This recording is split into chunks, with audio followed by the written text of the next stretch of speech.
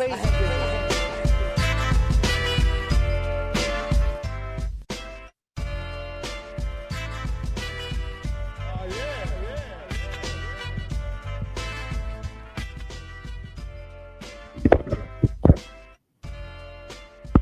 back. Yo, make sure your mic is active. You got to make sure that mic is active. You want to know what's crazy? Me and that daggone mute button Yeah, on the remote, I be forgetting. yeah. What's up? 1 2 1 2. Guys, we apologize. We're usually not super duper late.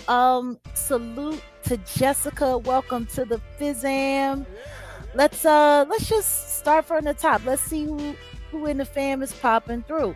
Okay, we got Yvonne in the building. We got QB in the building.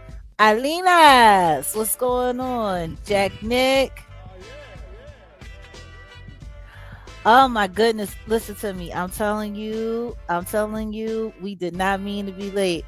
Jag, are we gonna cover? Listen to me. We talking about what we talking about. We talking about a lot of things, but we do things uniquely around here. Okay, we got Mayat. All right, who else do we got? Okay, and like I said, we got the new member. Welcome, Jessica. And guys, I just want to let y'all know, do not take any offense to this. We are a members only community. I appreciate the gifts. I actually, you know what? I'm going to let the members decide.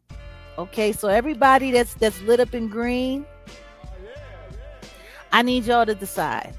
Should I make the chat members only chat, or should we leave it a little open and put it on subscriber mode? I'm going to give y'all a little bit of time to figure that out before I set the room. But I want y'all to know, if the members say members only chat, hey, read, then that's just where it has to go. Grab yourself a membership and feel free to come and sit in. Shalom, shalom. What's up? Salute, salute. Oh, West Philly from the bottom. Started from the bottom. Now she here. What's going on, E? Okay. Who else do we got? Because our members, that this is our family. Finally caught alive this week. Well, this is the weekend wrap up. You've been busy trapped. Don't worry about it. You here now, Brett. Okay, what's going on? Who else do we got? Okay, we got Alden in the building. Hey. I'm waiting to see what the members say. It looks like, I mean, the majority is saying members only, but now I ain't gonna say the majority. There's just a few people making their input saying members only. So, just let's see though. Let's see. No, let's just see. Let's see. We doing the let's see thing. We not going. No, I'm looking at. There's only been a few people that voted, but you do got people coming in here just saying hi and all that, and we appreciate that. Hey, Janae. No, we do appreciate it, but listen to me. Our family is our family, and we've been a members. Wait a second. Britt say we can do members only. Like, well, Kat saying public, but take the shoes off. Of course, it's gonna be respectful. Let me turn that down a bit. Okay, no goofy stuff, no crazy stuff. Okay, so how about this? But it's totally up to us. Understand? Y'all know we usually set the room. I'll say just leave it be, but then if it gets stupid, then we just shut it down. That's all. That's it.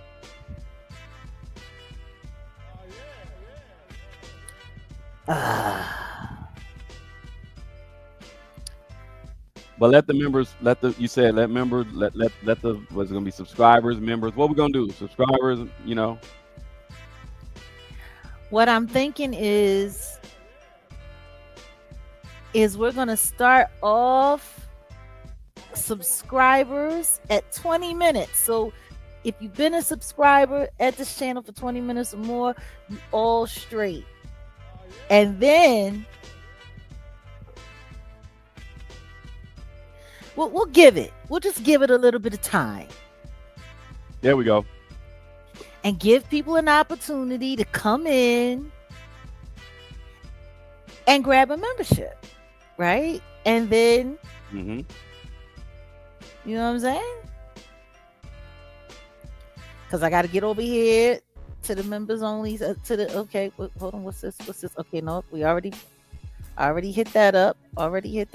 Let's get over here. Because we're vertical and we're horizontal. We laying on our backs and we standing on our feet at the same time. I ain't never laying on my back. I don't know what the fuck you talking about. I'm talking about I know it's a joke. You do too much. It's a joke. It's a damn joke. What you do? We're gonna do. This is what we're gonna do. We're gonna do subscribers only for 20 minutes. And then if we're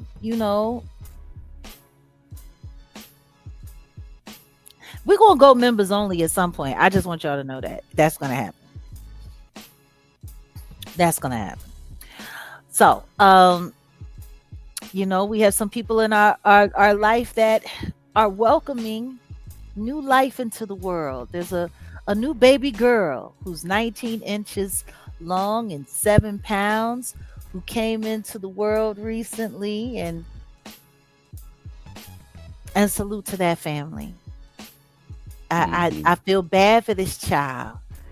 I do. I feel bad for this child because she's sitting here, she's coming into this world all jacked up. This world is jacked up, but she is surrounded by fierce love that will protect her. So,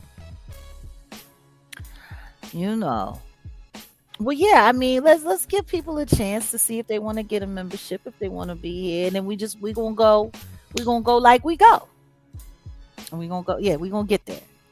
Because we started it out late. Usually the room is set, but honestly, we've been so busy doing other research and stuff like that for today that we kind of got like sidetracked a little bit, kind of pushed back a little bit, but we're here nonetheless. So we're gonna get it. We're gonna get to it, QB. We're gonna get to it because it's been okay. First things first, I need to ask you guys a couple of questions. Did anybody, before it went members only, get to check the exclusive list of top 10 nuts out of their mind YouTubers that we did? Because those people over there was doing a list, and I really don't think that they was listing. I think my list was hitting, and the only reason I even bothered to acknowledge it was because for whatever reason, these weirdos were literally like putting me on their list because they was talking about the sector, and I'm like, I'm not a part of y'all, whatever y'all got going on over there. We doing our own thing over here. Am I wrong? No, you're not.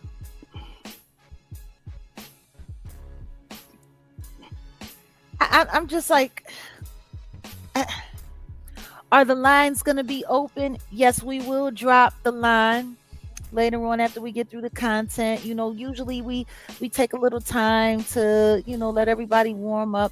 It's been an interesting week though. I was over there on the Instagram for a little bit, and then we kicked off. We had our housewarming on Kick on Thursday, and that was cool. But before we did Kick, I was here on the YouTube doing my top 10 loony bin list. And man, oh man, oh man, oh man, oh man. Wait a minute. Alden said, yes, you walked them down. I walked them folks down? Did I? I miss.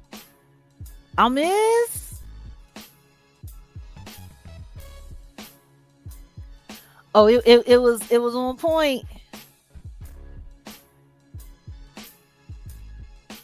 What was her prize? It was a dummy prize. She plays dummy games, so she got a dummy prize. She got the booby prize. But you want to know what I found funny? There was a little bit of reaction, but there really wasn't that much reaction at all, was it? Mm-mm. Mm. Mm. Did you find that interesting? Mm-hmm. I think Adrian Lewis, Mister, you should take your meds, or at least not do it while you online. Um, he Mm. posted up a nasty. I guess he thought he was posting up something nasty, but for whatever reason, he took it down. Mm. And then that wheelchair boy, he did it, and he put up the same. He kind of like tried to back it up, and I had to stop through there and leave him a comment and let him know you might want to take that down. You might want to take that down because putting out false information on somebody, or at least misleading information on somebody, I don't know. Isn't that like a community guideline offense or something like that? I think Privacy I complaint? I think so. Yeah, I believe so. I mean, he's already like upset, but I don't know. I don't know. And then they running over there to the one girl channel. She wanted to cover it, and they just like they scared her. They scared her heavy. She was so scared. She's so scared. So I stopped by over there and I just let her know, you know, as long as she don't go too crazy and she do it within fair use, she has our permission. But understand this. You have to ask us for our permission. Don't get excited and think because we gave her permission that extends to every one of you, because it doesn't. Mm-mm. Even though I don't think too many of them even though I think not too many of them was going to, I thought it was interesting that little boy, that Ricketts boy, the talented Mr. Ricketts, Mm-hmm. that little psychopath. Um, I thought it was interesting because I think he went over to Sammy's talking all kinds of crazy about me. Hmm. I'm talking about I'm this and I'm that and I'm wickety wick whack and I'm a cancer and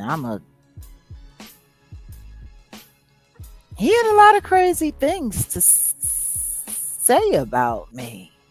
Hmm. Like real crazy. And I didn't understand it. You want to know why it didn't make any sense to me? Why?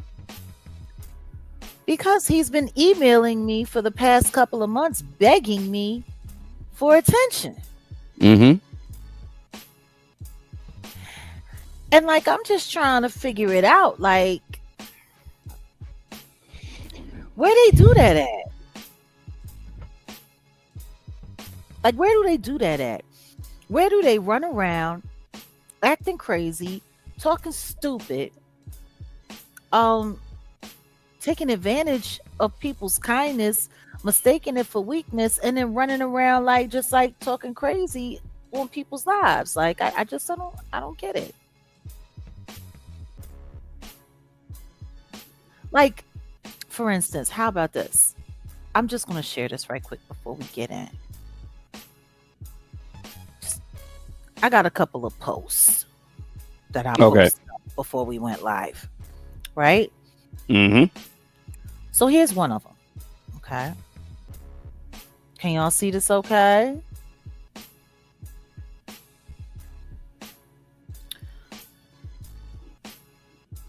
So basically, this is what I had to say.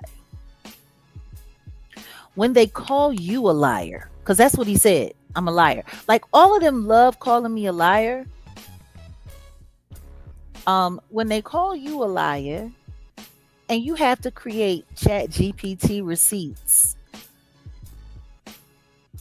to do it, it's safe to say there's nothing to worry about.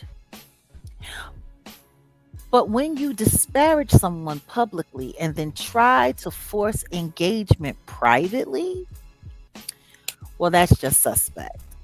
Guess I struck a nerve. Good. All of you are whacked out of your minds, period. Like I'm just saying. Why are you sending me an email asking me to interview that mentally ill person? Hmm. No, for real. Like why?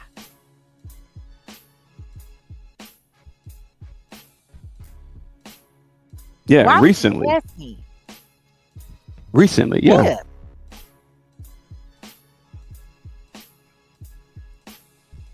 Like y'all was supposed to like not be cool. Y'all was supposed to had like been like not messing with each other or whatever the case may be. I don't know, because one day they hate each other, the next day they friends. I don't know. Why are you asking me to interview this hoe? For what? Like for what? Is there another picture? Is it? I'm trying to think if there's another picture, because I could have swore to God, did I put up more than one picture? Yeah, hold on. There it is.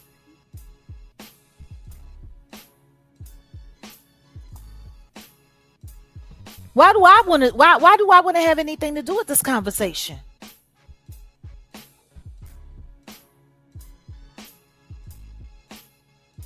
And as you see, he sent it to that dead bird too. Like why are you just running around emailing everybody? Like, I don't want to be a part of this. I don't care nothing about that mouth breather, that born loser at the casino, the godfather of buffets, of Chewed free food. buffets. The godfather of chewed food. Like, are you kidding me? Why do I care? And so then they want to make it seem like I just came out of nowhere and said the things that I no, this stuff wasn't out of nowhere. And Winky, I'm gonna keep speaking the truth. Thank you, babe. Appreciate you. I didn't even see that comment had come in. But let me see. I gotta get out of this. How do I get out of this? How do you get out of what? I'm Oh, trying you to want to get just out of remove this. the? No. Because I wanted to go back because there was another short. Oh Jesus, whose is that? Okay, you doing a whole lot. You know how Yeah, that no, goes. Mute the I'm screen. not. Mute I'm it. not. Mute, please. I don't know what's going on. I'm not trying to do all of this. Okay. All right. I'm not trying to do all of this. I was at my Okay. channel. How did I get I everywhere don't. else? I don't know what's going on, but can we got to protect this broadcast. We are gonna How protect about this you broadcast. just take it down, and then when you find it, just bring it up. You can do that. Okay, yeah, no. But anywho's, you know what? I don't have to get into it. We can get into it later. We can talk about it later. So yeah, anywho's, and long and short and long, here we are. So it's time for the week in wrap up. It is. What do you think about this week?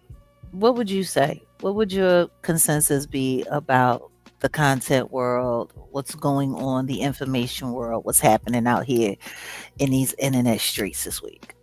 I have been, I guess, somewhat out of the loop. 333, simply because 333. you know I've been working on other things, and I really haven't been too focused on, but it's still the same thing. It's still the same distractions. It's still the same, you know, BS going on. Let me we almost forgot. I think gotta send a link to someone. Hold on. Oh, Yeah, let me do that real quick because I think other people's input would be best because I pretty much been just ostrich in the what you call that, just ostrich in the head in the sand. Is that what the ostriches do? Yeah, they do that.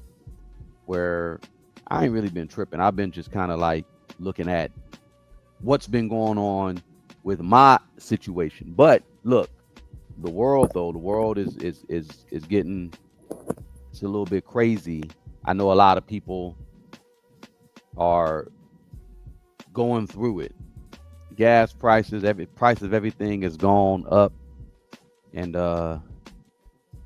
real life stuff, real thing. A lot of kids graduating and stuff like that. We got Father's Day, all that good stuff. But as far as what's been going on in these internet streets and on these, um, just it looks like it's been nuts. I'm hearing about, there's a whole lot. You heard about like the Faison Love situation. Like damn near $250,000 in child support. Crazy. what? Yeah. K Michelle, light skin all of a sudden. Of course, the Carmelo Anthony situation. We'll talk about that. There's things going on, but it ain't like nothing all like, oh, okay, just you know. And speaking of Father's Day, yeah, Bobby Shmurda, his father, they said he got released from prison after 30 years. That's crazy. Dude been in jail since Bobby Shmurda was a embryo. Real spill. Well, Um, hopefully they'll be able to get to know one another. well, yeah. Yeah. Hopefully they don't have to trade places. I heard Young Miami visited Diddy in prison. Well, she was in New York. Yeah, I heard she went to go visit him in prison. Yeah, that's where he's at. He's in Fort Dix. So that's what I heard. I don't know. I mean, it's right over the, hit the tunnel, get over there to Fort Dix. I mean, it makes sense. She was in town. Would have been kind of rude. I wonder if Mary J. Blige took her. Oh man. Did you see that picture of her, Tiana, and Carisha together? And I'm just sitting there like, at the Knicks. I'm like, really? Wait, at the Knicks game? Yeah. No, I didn't see that. At the Knicks I didn't see that. parade. Yeah. And I'm sitting there like, this is in such poor taste. This is like the Diddy Bop reunion. One of his first famous bops. And then he was very instrumental with Tiana. Yeah. Okay. And then Miami. I'm just like, what y'all doing? Sitting around talking about how much you miss him being out here in the world, making sure things go good for y'all so y'all can keep getting a bunch of shit you don't deserve. Like, they all play their part though. They all play their position. And they all doing okay. But I guess that was the cap. So she went to go visit him. Yeah, apparently I guess this happened after the New York Knicks championship. So you're talking about all of his, former boo things linking up or whatever. And then supposedly after the New York Knicks championship parade, Young Miami went to go visit Diddy.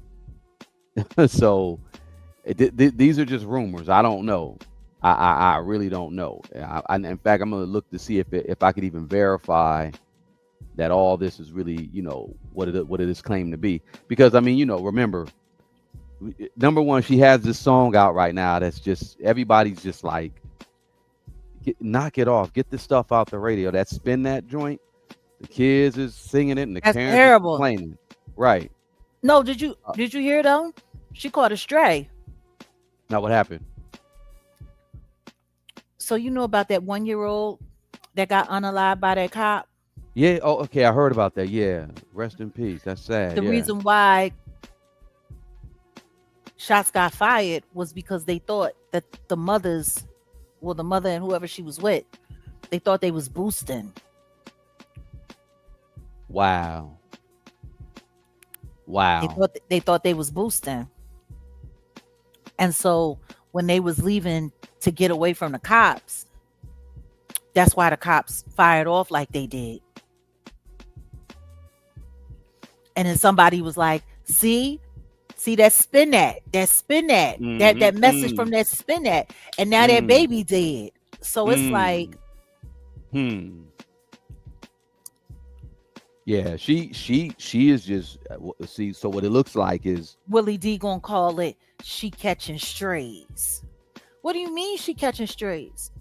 Because if those chicks was boosting with that baby, where my hustling niggas at?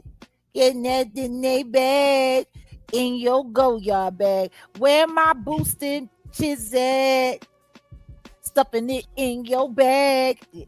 A lot of them ain't got no go yard bag. A lot of them do have diaper bags though. mm. Like, see, I knew boosters. Like, I had cousins that were boosters. My sister had friends that was boosters. My sister had a friend that she was so cold, she would roll up at what was it called? Rickard's. It was kind of like a Home Depot before Home Depot Okay. in New Jersey. Okay. And like the patio display furniture with the grill and all of that they would chain up for display out in front of the store. They would come through with bolt cutters. Oh yeah, they was and a serious. van. Yeah, they wasn't playing. Yes, isms. The It's isms. I'm telling you right now, they would come through. What's boosting? Boosting is stealing. Oh, you got a Boosting bunch of is stealing. you Boosting got a means no. I was saying if you don't know what boosting is, no, I'm gonna explain it because some people don't know what boosting means. Yeah, it means to steal. Just like when we say flocking, means to go, rob houses. We're giving up a lot of the game here. oh, I thought it was called pulling licks. It was called that back in the day too. House licks, yeah. But flocking. Anyway, No, but boosting is boosters. something that I'll never forget this one guy that I dated. Like, he was just a thief. And it was crazy because I didn't know he was a thief until I wasn't sure he was a thief. I knew he was fly. I knew he was always dressed tight. I didn't figure out he was from out Diamond Street, North Philly. Over there, not too far from where the zoo is, not too far from Gerard. But I didn't find out until like we had been seeing each other for like a month, because he had just got home from prison. And this was in like almost the mid 90s, because Giovanni was a baby still. Giovanni was like 1. I didn't realize who he was. I ended up finding out because when I went to go visit him, his dad was like, if I was you, I wouldn't get too used to coming around here visiting him. Ain't no point remembering the address. He be going back soon. And I'm like, huh? Like, his dad was saying this stuff. And he was like, he done had a taste for taking things that don't belong to him a long time. He might start out small right now, but he gonna go big real soon. He can't help it. And I'm like, yo, your dad is wild. And then his father handed me the newspaper clipping of the jewelry heist that he was a part of. down on Jewelers Row by 8th and Market, where the Gallery Mall was. I remember hearing about it. I saw it on the news. I didn't know it was him. He got tried as an adult and everything. They went down there and they banged out like 4 jewelers for like, I think it was like 10 million in diamonds and jewels and Wow. stones. Oh, they Yeah, weren't playing. they went smash and grab. It was one of the largest, most audacious, and that was when in the 80s when they first started putting up the secret cameras, because they thought they had taken out all of the cameras, but they had the secret cameras, and that's how they were able to get their faces and all of that, Mm-hmm. Mm-hmm. like straight crazy. So Mm-hmm. when he first got home, like I bumped into him at the club, and he told me that he had just got home, and I'm like, okay, but he had just got home and he was papered up. And I'm like, oh, your boys be looking out for you. Like, you got enough money to spend on me. Took me down to the crab shack. Oh my goodness. He bought me lobster, everything. And then the next day we hooked up for lunch, and my car was running high. I needed some antifreeze and I needed to get a few things fixed. And he was like, yo, I got a friend of mine that's a mechanic. He was like, but let's get over here to, like, it was like an auto supply store, like a Pep Boys. Well, actually it was a Pep Boys. And where was that? Down like 40th and Lancaster. And so we got down there and I'm sitting outside, and the next thing I know, he's like, yo, why ain't the car running? Let's go. He stole the antifreeze. He stole me a tire. Like, he wasn't playing. He was just smashing and grabbing. And then he came over like a week or so later. He was like, I got clothes for the baby. I got clothes for the baby. And I'm like, you went shopping for Giovanni? He was like, yeah. I was like, he was like, youngin' gonna be fly. Youngin' gonna be fly for the next 2 years. I promise you. He said he got all kinds of sizes. He came over with trash bags of Nautica, Polo, Hilfiger, baby stuff, Gucci. Like, he had a butter leather jacket in there. Giovanni had that jacket for a while. He grew into that jacket.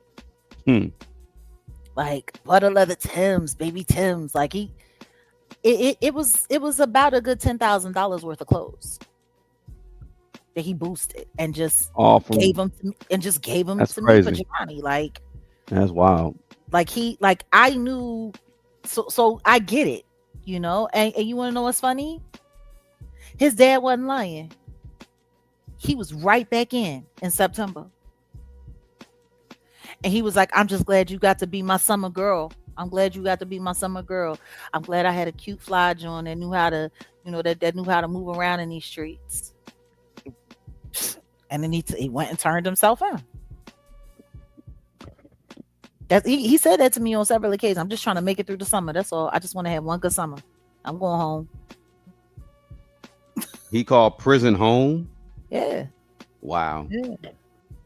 Well, I mean, I guess you and Young Miami had a lot in common because she went to go visit Prizzy. She went to go visit her daddy in home in prison. Actually, no. I never went to visit him. That was the last time I saw him. Okay. That was the last time I saw him. Last I heard about him was that he was up for parole.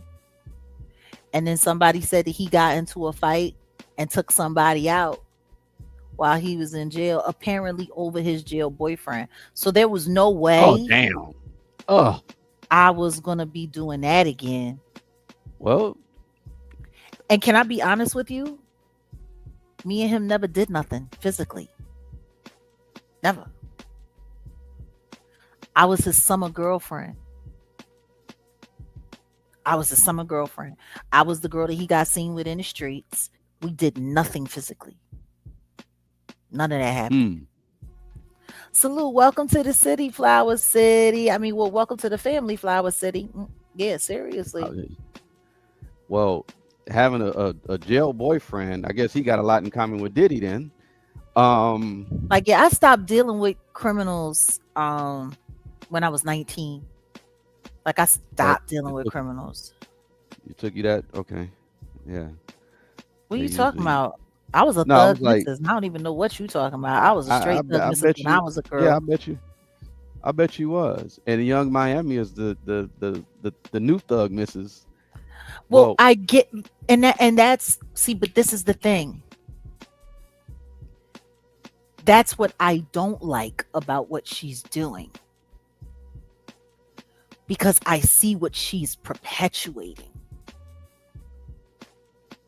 Like, these dudes, these street dudes, these hustling dudes, they not the ones.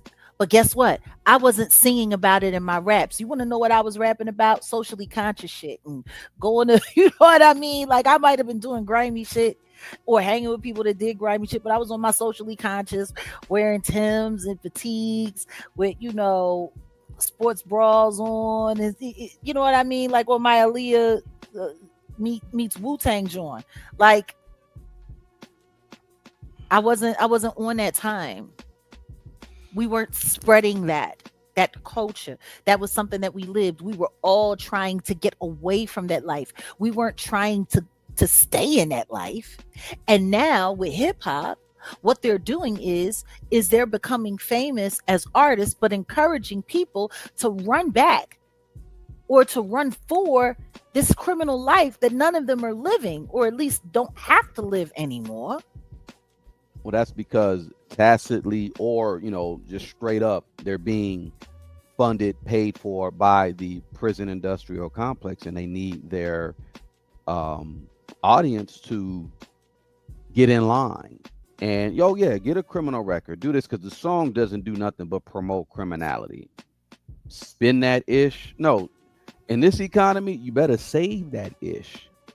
No, Real she's spill. no. She actually says one of the lines in the song. I went over it when I went over the lyrics. She was like, "Yo, hustle your money up and put some aside just in case you'll do go to the feds.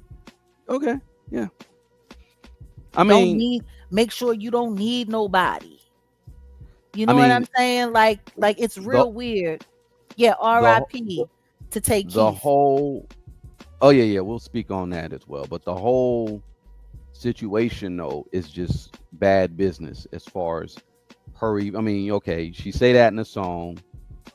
We got all these people who are, if they're financially okay now, the way they're cracking down on business fraud, all that, and if you're doing fraud, you're gonna get caught up. It ain't that money ain't finna like that money that illegal money ain't gonna last long. So you get desperate, you do desperate things, and the crime rate, you're just encouraging people to get criminal records and to be locked into the prison industrial complex, which is a problem. It is a problem. But let me get with this because Do you know, this no, but do you whole know the big, story. but before you go forward, do you want to know the biggest problem that I have with what she's doing? Oh, your mama was a booster. Like, So she should know better. just as recent as her interview with Charlemagne the Fraud. She talked about how the reason why she needs a man with $100 million is because she ain't trying to be hurting for nothing, and she ain't trying to be like she was when she grew up, and she didn't really get to have a whole lot of growing up and all of this because her mom was a booster and her mom was real popular and everybody knew and loved her mom because her mom had all of the stuff and people would come to get all of the stuff from her and whatever the case. But she didn't get a chance to spend a lot of time with her mom because her mom was constantly in and out of jail, and left her at home to take care of her siblings so that they didn't have to go into foster care. And I'm just like, Well, the thing is that means she should know better. Why not Miss Young Miami? Why don't you either go get an education to get to further your career or something, if you're not gonna do something outside the music, or if you're gonna do something within the music, what further your do career, you mean get or some information, get some or education? And you or need, they don't say they say education. well, This woman is 30 some years old talking about Islam. that's why I'm throwing the options out there. She could either do that or she can go collect cans, because what's gonna happen is you're gonna end up like your mama. If what you're saying, she needs to, number one, turn that her whole messaging around, because all that stuff is going to come back on you. You got all you putting this information, or you're encouraging all this illegal activity, illicit activity, and yeah, it's gonna fall back on your lap, baby. But Exactly. Reese still acting like she's 16 years old. And it's crazy. and that's It's not cool. crazy. Still To, sitting there putting herself on. And my thing is everybody done seen the videotape. Everybody know exactly what Diddy working with. oh God, You weren't in it for the love. I You don't weren't know. you weren't in it for the love, and you wasn't even in it for the beatdown, as you would say. You wasn't even in it for the beatdown. She could take that whooping. But this is a situation. Anybody could It's take not. that whooping. Listen to me. The size I, of her fake ass that she got, it's like giving a tic tac to a whale. damn. Okay. Now listen, Salute to Jag. Adele Givens. That was funny, Jag. So supposedly, this is not like fact. We don't know, but Young Miami allegedly visited Diddy in prison, and she's still communicating with him privately, in spite of like legally separating herself away from him, and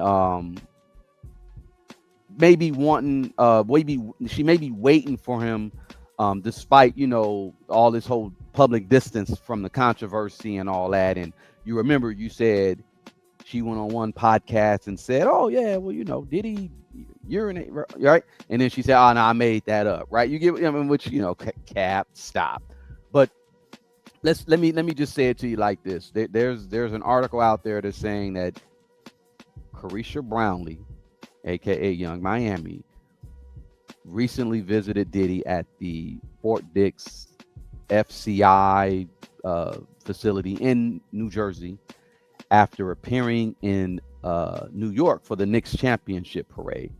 So they're saying that correctional facilities and eyewitness sources told them she entered the prison and spent about an hour with Diddy.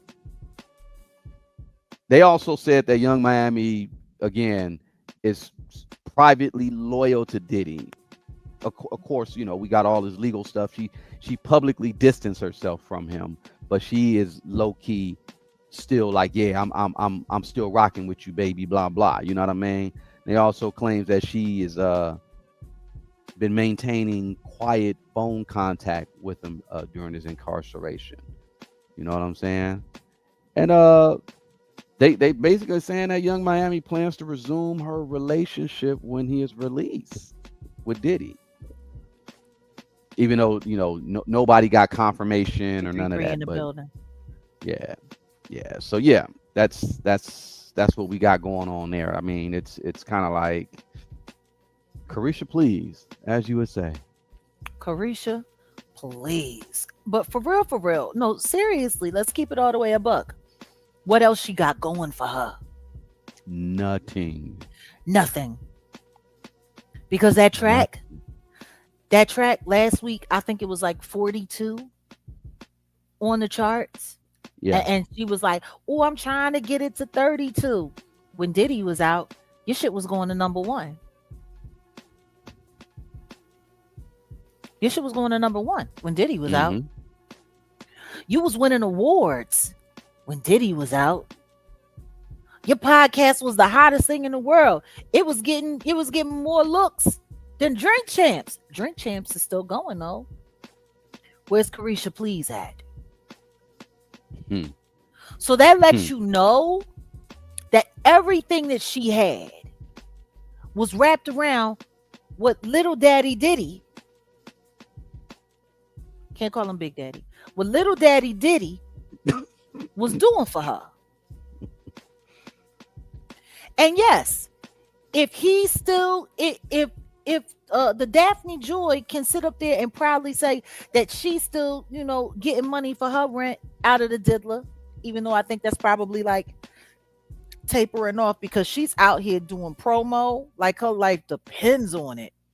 and sitting here acting like a whole goofy talking about you can't wait to start dating academic and like you come on man.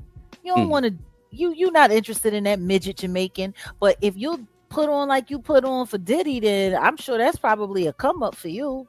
Except he just ain't no billionaire. Um and the truth is I'm surprised academics hasn't peeped game yet.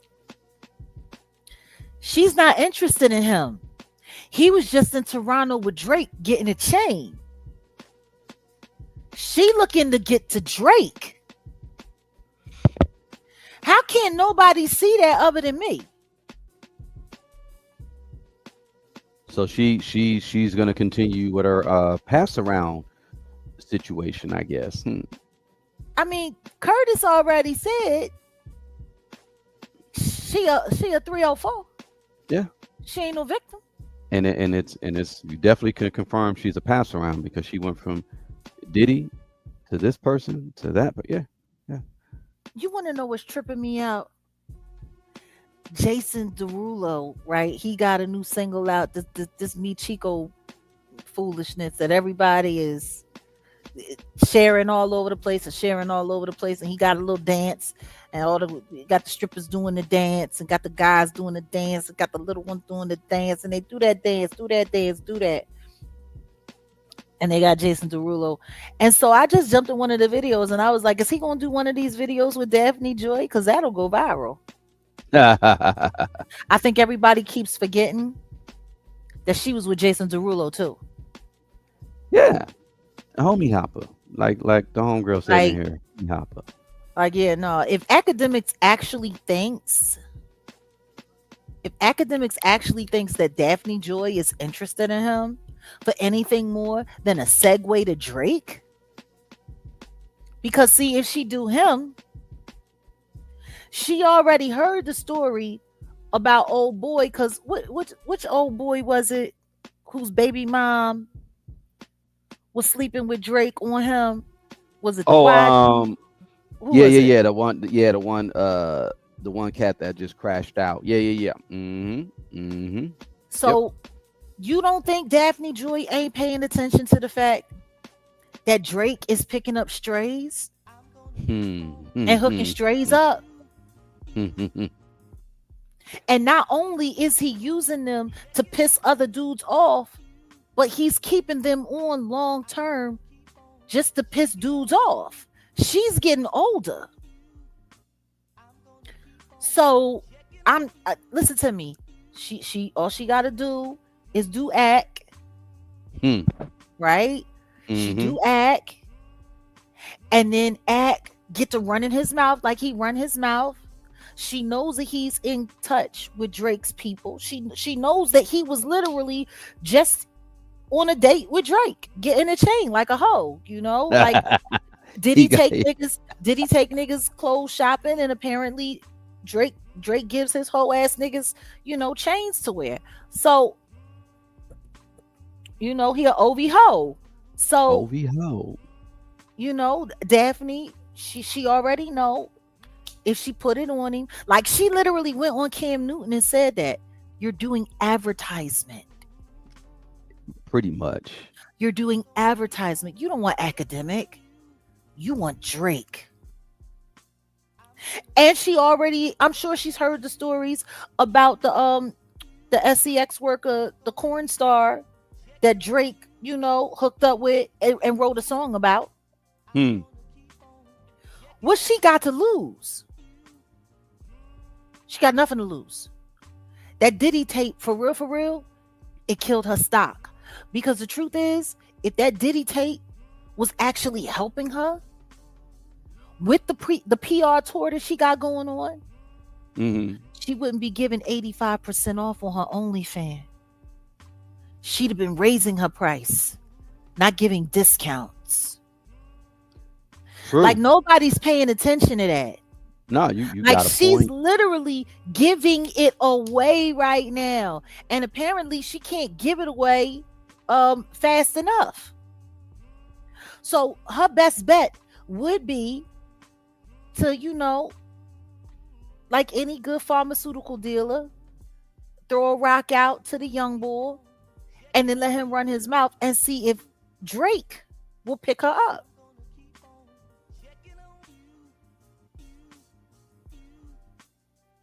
Tell me I'm wrong. Nah, you're on point. You're on point. If that tape was putting you on, your OnlyFans numbers would have went up. The price would have went up. The content would have became exactly. She got a clearance sale. It's a fire sale. Hmm. Fire.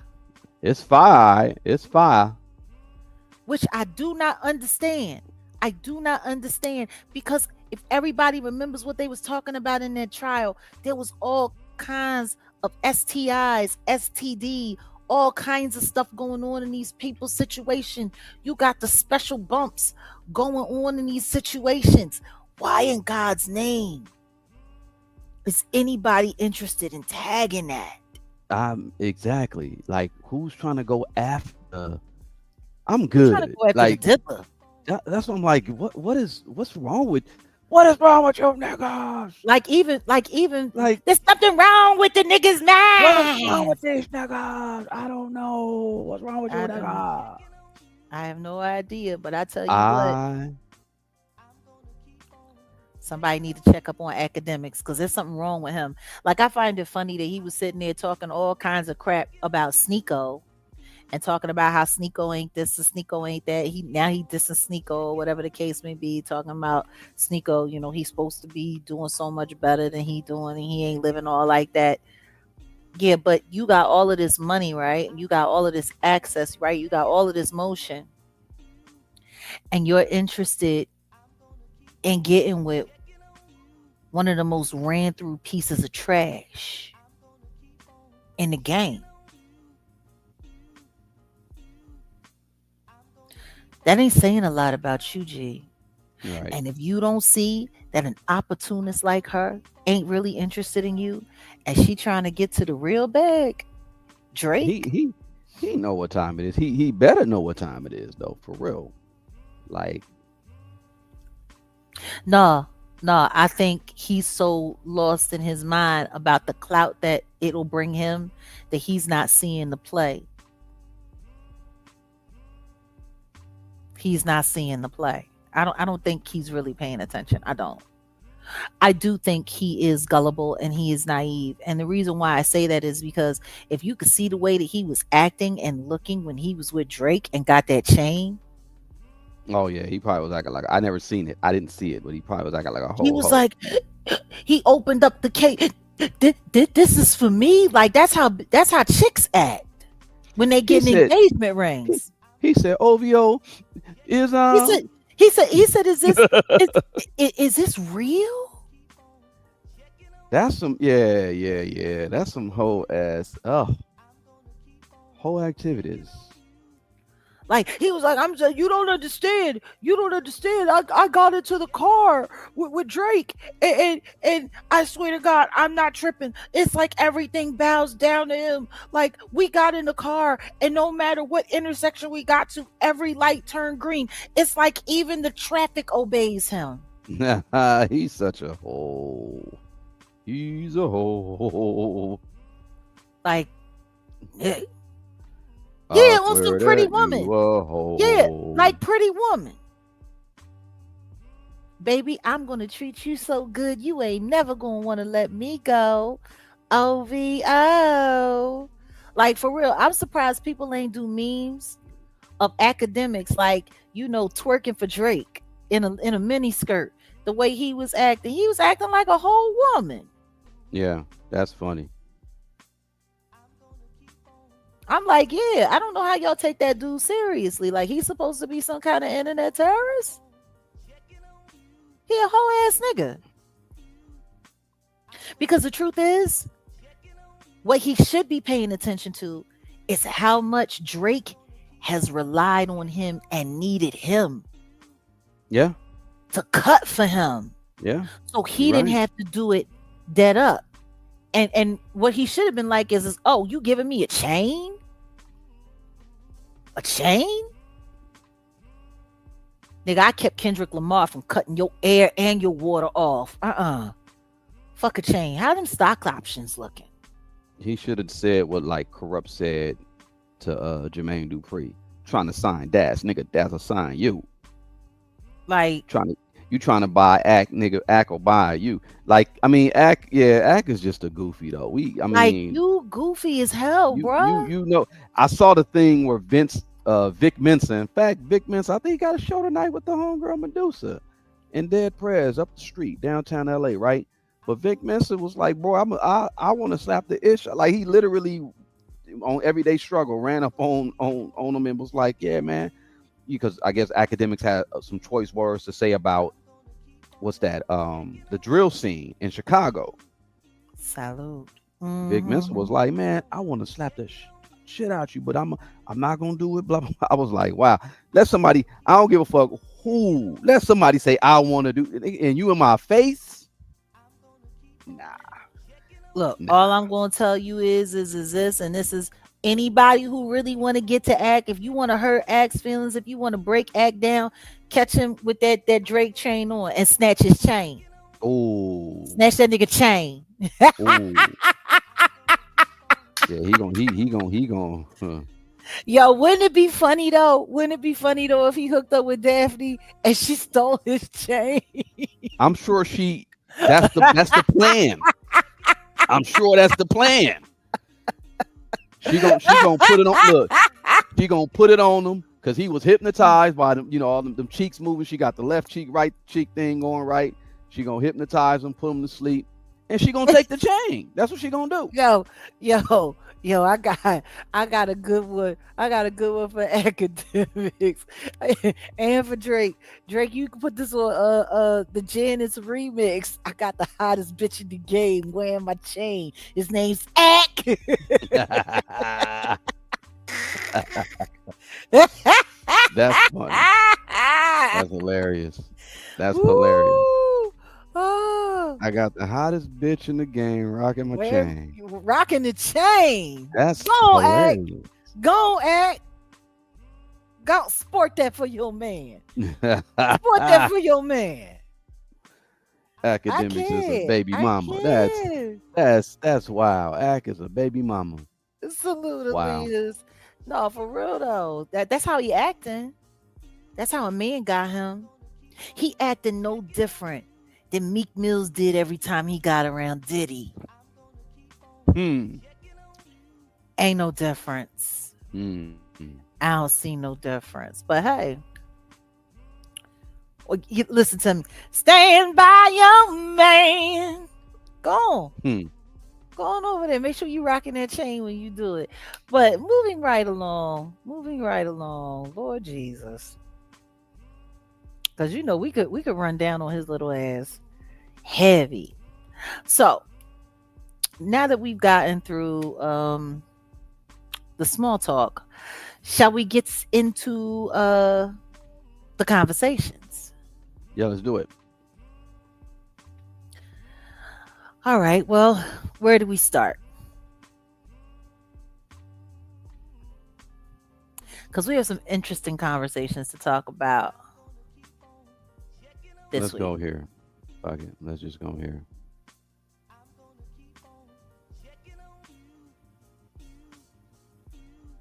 Let's do that.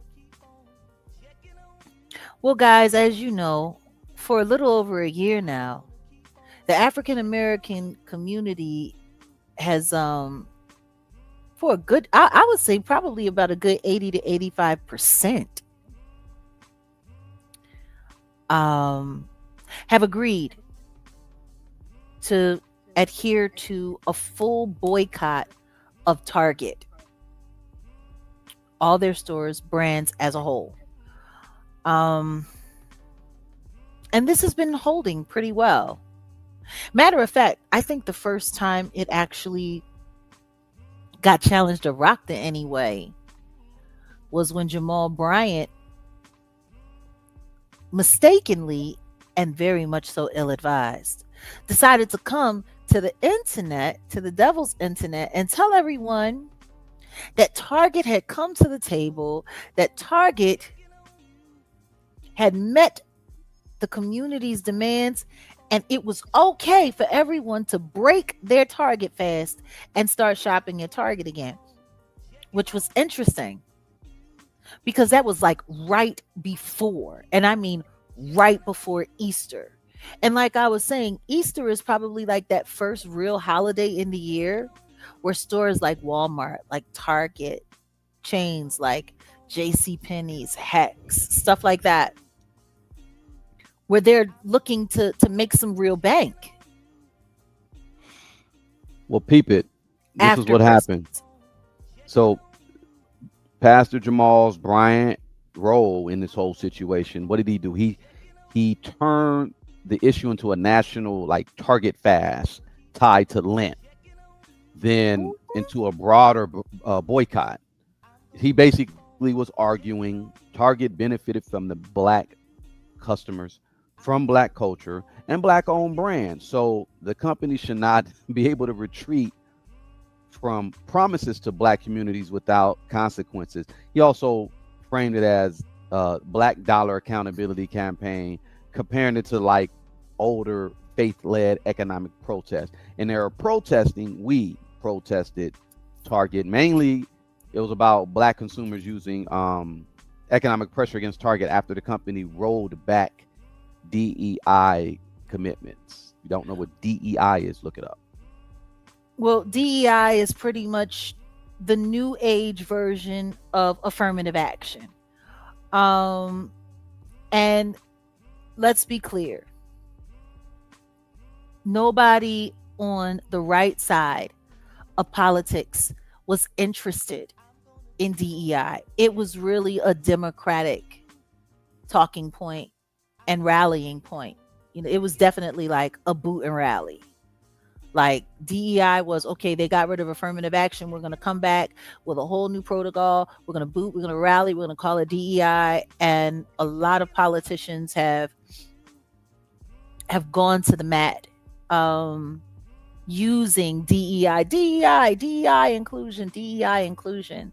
But the problem with Target is that when Target decided that they were going to buy into the DEI policies and buy into reinvesting back into the black community, all that the black community had given to them, it was a response to George Floyd in 2020.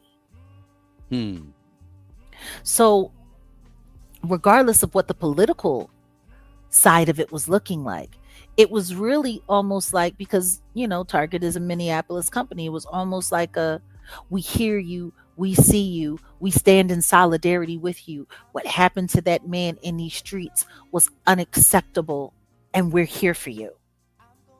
That was, of course, after they went and they looked at how much money black dollars was pouring into Target nationwide as a whole. I think it was like $12 million a day black people were spending. Wow. Collectively. They were getting $12 million a day. So for them to guarantee that they would, as a company, as a whole, invest back $2 billion into black businesses, black initiatives, black neighborhood, DEI, all of that stuff, it really didn't have anything to do with DEI. It really was, in honor of acknowledging what the George Floyd tragedy did to the nation. Yeah. So fast forward, Trump gets in, says, look, we're canceling DEI. Instantly, Target jumps on board and says, hey, president canceled it, so we're just going to tap out. We're going to tap out now. And they didn't keep any of their promises, not one. So for Jamal Bryant, go ahead. Wait, before you, here's what, because I know where you about to go in general. The boycott essentially did demand Target honored. They had a $2 billion commitment to black businesses, putting money into black owned banks and supporting HBCUs, and also maintaining and also restoring diversity commitments. So what happened in March, because Pastor Jamal Bryant, this is why this is here.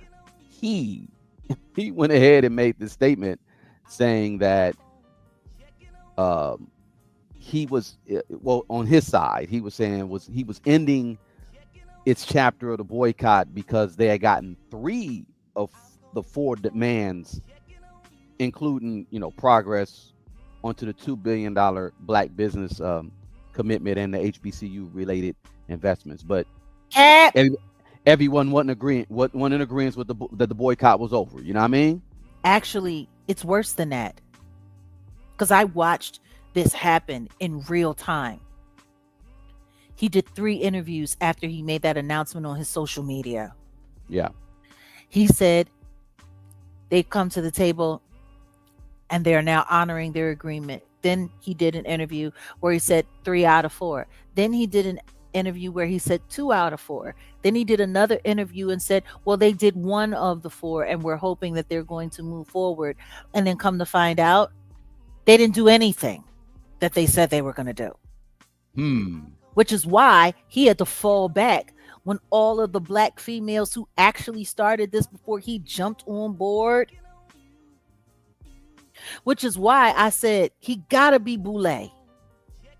They brought his ass in so that he would be able to use his platform to sideline this movement at any time. But he got caught out there. He got busted.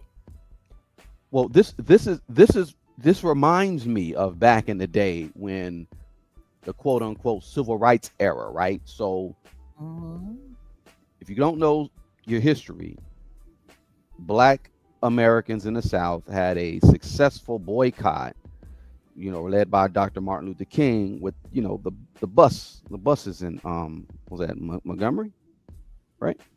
For a year, black folks stood 10 toes down and was not riding on them buses, and the bus company were kicking and screaming, and because they were not making any money. It was mainly black people who were patronizing those buses. They were walking, they were giving each other rides, etc. They did what they did.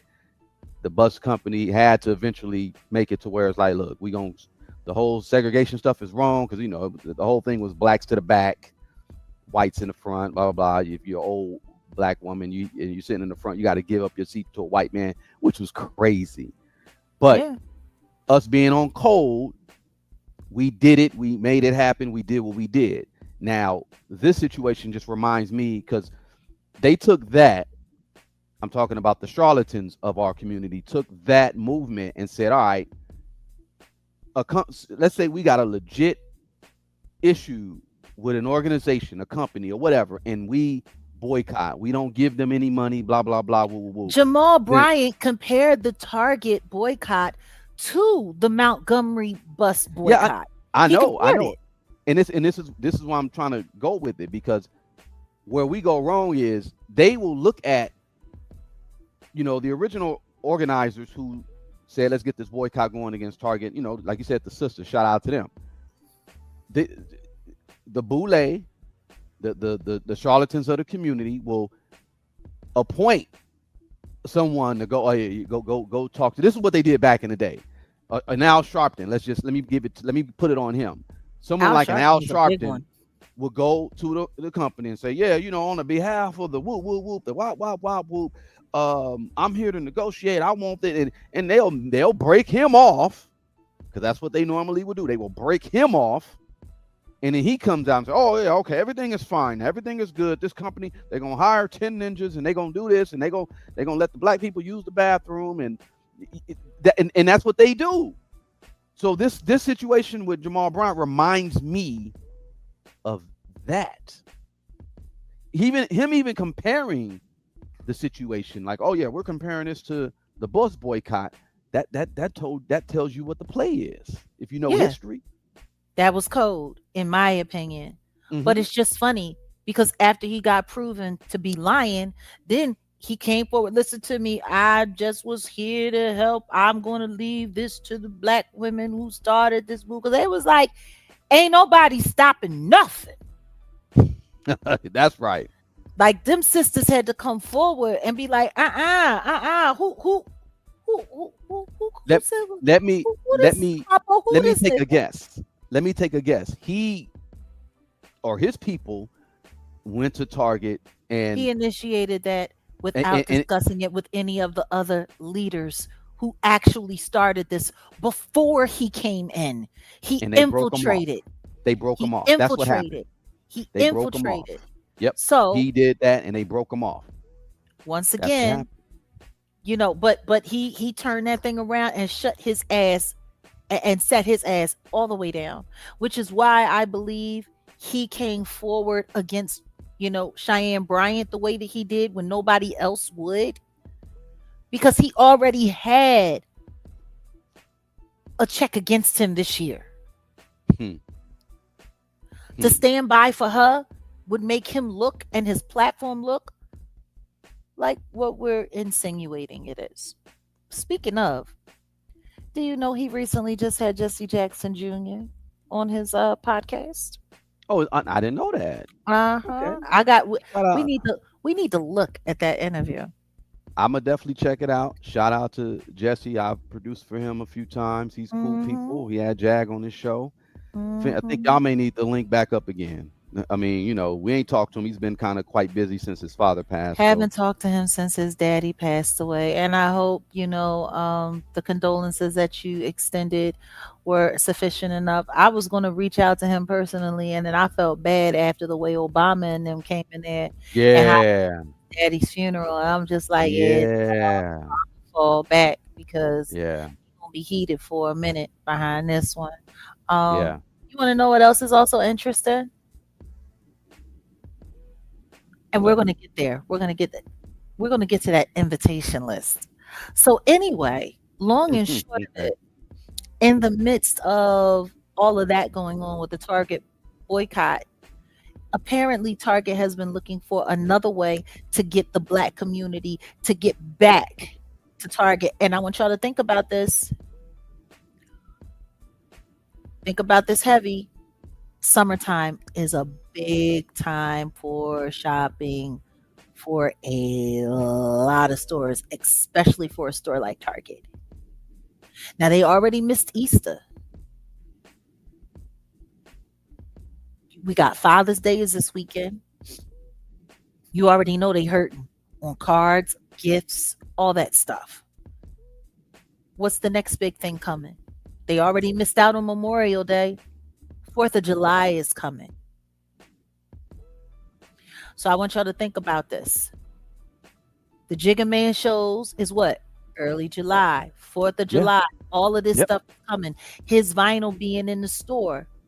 They tried to get Jamal Bryant to get people back into the stores just before Easter, like he said, which comes when? At the end of Lent. Like all of this stuff is cold the way they be talking. And Yeah. now they're going to use this idiot and his project. Listen to me. For stores, for retail stores, 4th of July is the biggest.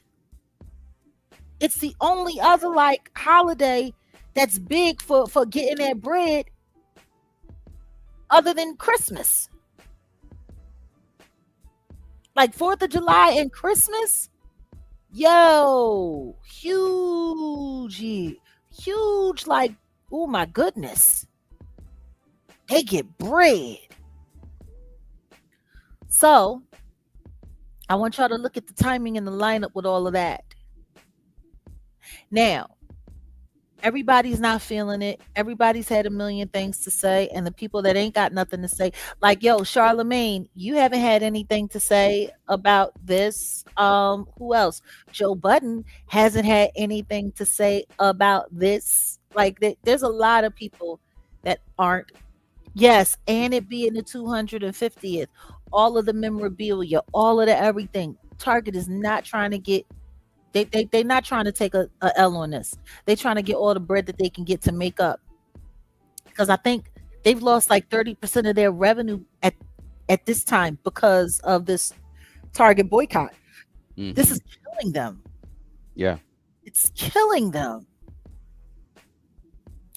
So here they go.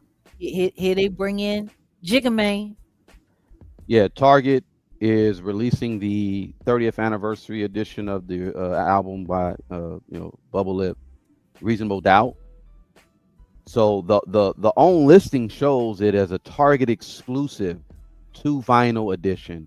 It's white and black, I guess. That's the packaging, and it's priced at $40, and it's supposed to drop this coming Friday, June 26th.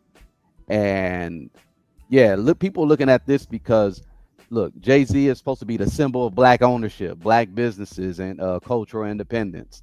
So for him to release a collector's edition of Reasonable Doubt through Target, while many black consumers are still debating and we're honoring the boycott, it feels contradictory to some of the people. Contradictory. It feels downright fucking disgusting. I got three things that I have to say about this. Let me fire off right now. Go Number one, ahead. in order for him to be able to release this, he would need to have permission or access to or full ownership of all of the masters for this project. Is anybody forgetting about the master sale, the auction that Dame Dash was forced into not that long ago? So is New York State a partner with him on this project? Because New York State owns Damon Dash's stake, Yeah. and they bought it for $1 million. Mm-hmm. Is everybody forgetting that? There's no way he would have been able to do this if Dame still had his masters. Hmm. Think about that. There is no way in the world he would be able to release a 30th anniversary anything, because he would have had to have broke bread with Dame Dash.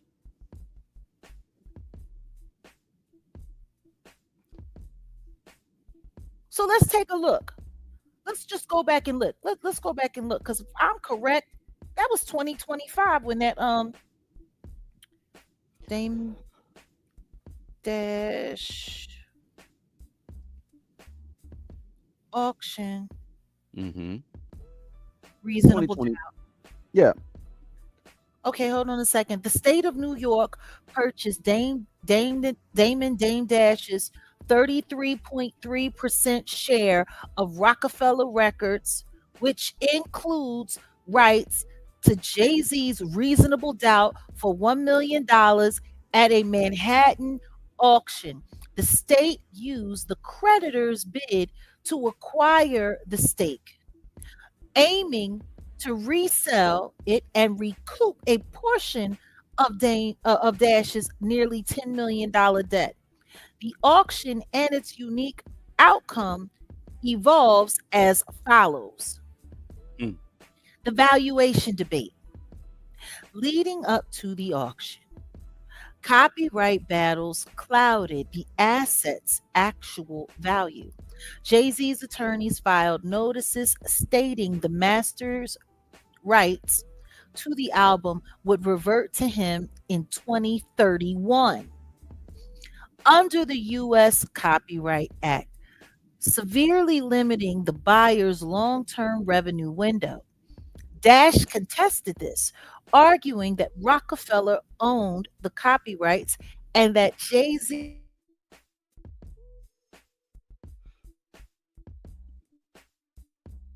He said that. What you cut out? It said that Jay-Z what? Jay-Z intentionally poisoned the auction environment with misleading claims. Hmm. Bidding. Dash intentionally sought upwards of $10 million for the stake, even offering an original Rockefeller chain to sweeten the deal. Hmm. While Dash claimed Drake offered 6 million at one point, nobody showed up to bid at the actual auction except for the state and a fellow lowball and a few lowball bidders. The aftermath, with no serious private buyers, the anonymous New York State representative won. The anonymous, y'all hear that? Anonymous New Mm. York State representative won the Mm. asset by default.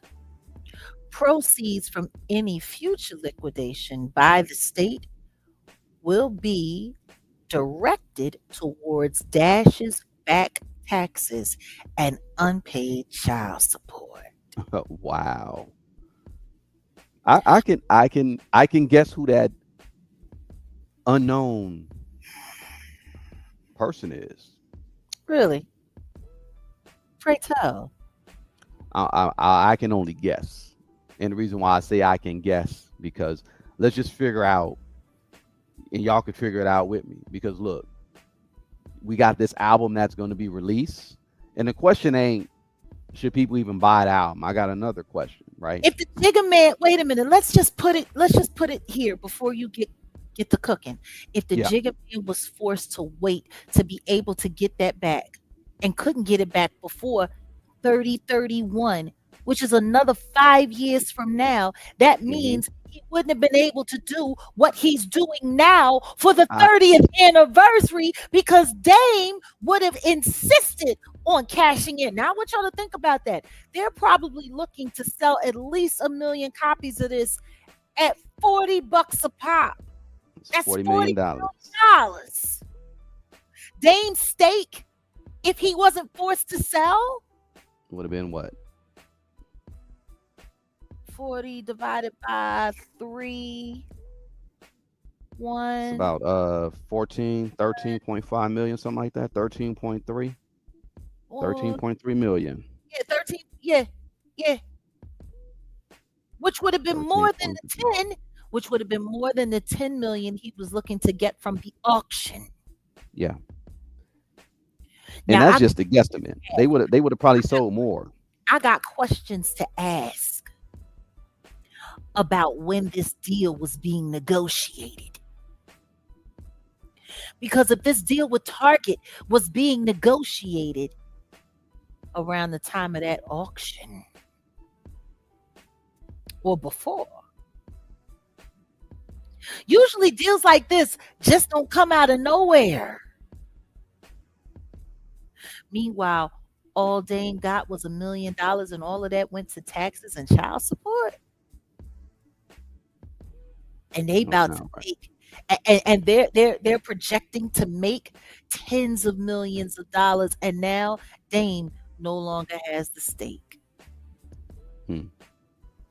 That sounds like a setup to me. That sounds like the Jigga Man was working with New York State to hustle Dame out of his stake so that they could go and give middle fingers to DEI and make this bread. Hmm. You heard Target offered him 50 million. Well, that's a shame because that means that Dame would have been getting like, hmm, yeah, at least 15. Yeah, something like that. It'd have been something like that. At least 15. So that's red flag number one. Shame on you, you shameless wimp, thief, using your political connections, and that's why you ain't get that casino, because God don't like ugly. Not at all. Now that's the first problem. Second problem is the DEI issue. Well, let me touch on that before, and this will be the last thing Yeah, I'm gonna say because I want no, you to, you no, know, no, no, I want no. you to get into that DEI. This is like a tennis match. We going back and forth over the net. Come on, do your thing.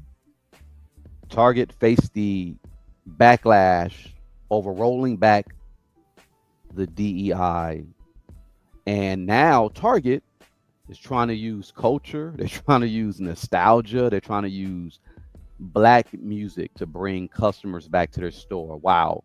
Parts of the black community are still asking, did they repair the damage, right?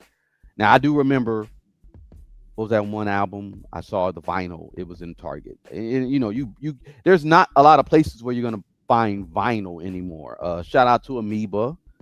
If you can find a Tower Records, I think of course, yeah, you're gonna get some there. But for the most part, you're gonna get vinyl in exclusive spots. Target is the perfect place because there's a lot of Targets.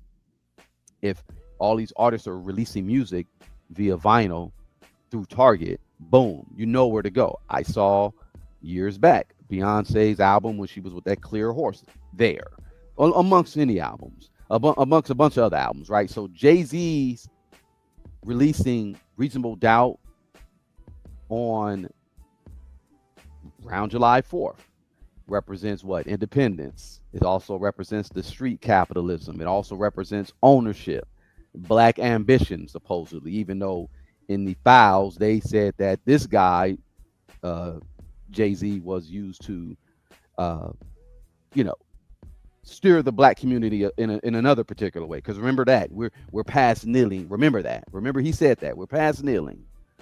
Black ambition. So that's what Reasonable Doubt represents. And the exclusive retail partner is the very corporation that many people were told to economically discipline. So Target using Jay-Z and hip hop nostalgia to soften the boycott, and is Jay-Z helping Target repair their image without forcing full accountability? That's the real question.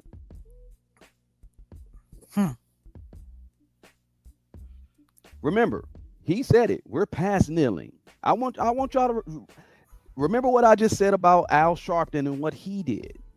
Mm-hmm. And then You know that picture that I got of him and Al Sharpton holding up them diamonds, yeah, together. yeah, yeah. Maybe people. Yeah, Do you remember that yeah. picture? Hold on a second. No, I remember it. I remember. No, because I think we might need to pull that hoe I, I'm up. a- I'm actually on it right now. Al Sharpton. Him and Sharp. Al Sharpton together, and don't forget, Al Sharpton was one of the people, along with Fat Joe and Charlemagne, that was lobbying for that casino. Yeah. Yeah. Let's see Oh, who I come up with got it for. You got it. uh, I got a couple actually. I got a couple. It's Uh about to huh. be on Uh and huh. popping. I mean, okay, I could Uh huh. immediately go get this one. Hold on. But yeah, Mr. Shopton, right? Um, Hmm. see, is they gonna let me? Is they gonna show me some love? Mr. Shopton, this guy here, this Oh, man here. Fried died and lied on Right. his side. I was gonna say Pride died and laid to the side. Yeah, they had him on his side when they was The tagging that ass. Had his leg up like a. old Mr. Look at Piggly them. Wiggly Shopton. Look at them. Look at them. Oh, they got a lot in common. They got a whole lot in common. Oh, you want to talk about somebody else who got a lot in common? We got something in common. Who? Look, that's there. It is the dastardly, the big three. Ha ha. There go the big three. Listen to me. Jigga Man was Warren Buffett's bitch for a long time, G. Yes, please. Y'all, come on, y'all. Hit that like. Hit that like.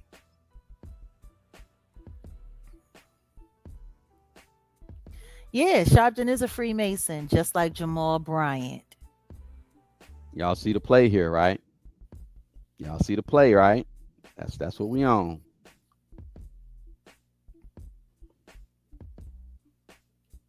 Yeah. Very interesting. Very interesting. But go ahead. I wanted you to land. I'm sorry. I had to throw that in there because No, we you needed see to how it make all sure makes that sense. No, we needed to make sure that we tapping everybody in so that they see that this isn't hate. This is No, strategic undermining and backstabbing for their own people who they claim to give such a good goddamn about. But this is the thing. This is the problem that I really have when it comes to this whole situation. Like I said at the beginning of this conversation, DEI was like one of the biggest like rallying points for the Democratic National Party. Matter of fact, they've been so pissed off about DEI and then everything else is going on and then tying all of the, the race baiting that's been happening since this new administration has been in. This has been their whole target for the midterms. If you want to get DEI back, if you want to get these things back, if you want to help us fight for this back, go to the polls, go to the polls. So let's be clear. Rock Nation was heavily, and all things tied to the Carters were heavily involved in promoting and campaigning for the Democrats in the presidential election. Barack Obama, heavily involved. Now, y'all see these pictures and you see all that was going on. Because, see, we about to cook. We about to cook. Let's be clear. Let me check up on something. Right quick. Let's talk about guest list.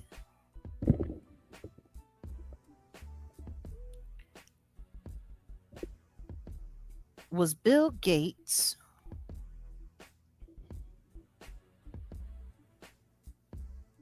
at the Obama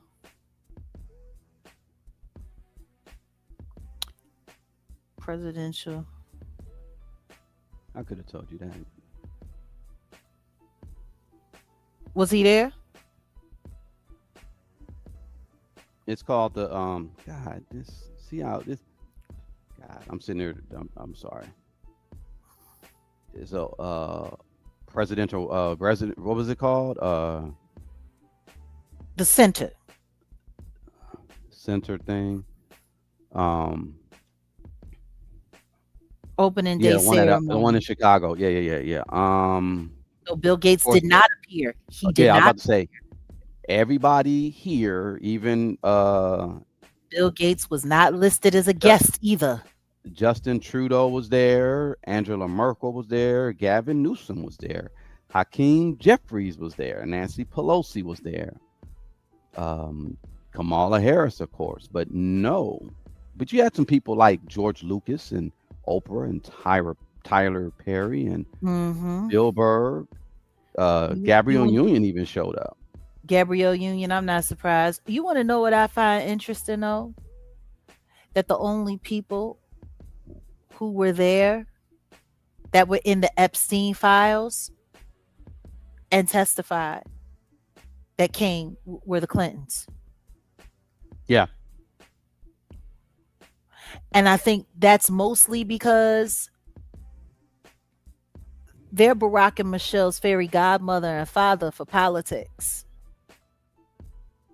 Clinton, the Clintons are responsible for the Obamas being where Mm-hmm. they are. Let's just make Mm-hmm. that very clear. Mm-hmm.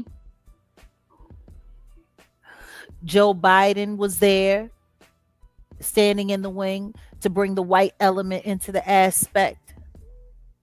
But the Clintons have been behind the Obamas the entire way. There was no way they could not invite them.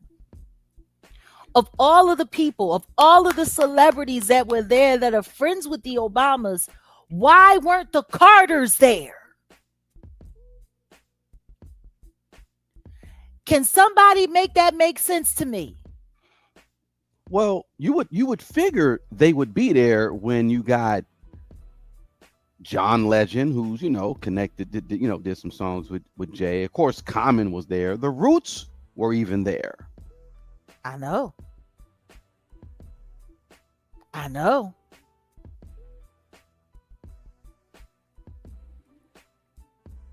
Jay-Z and Interesting. Beyonce didn't get an invitation. They should be the yeah, they should have been right there. They said Considering who they supposed to be yeah. of all the photo ops. So peep the Why game. wasn't the Jigga Man there? Why Well, wasn't the Bebe there? Even if he didn't go, why didn't Beyonce go?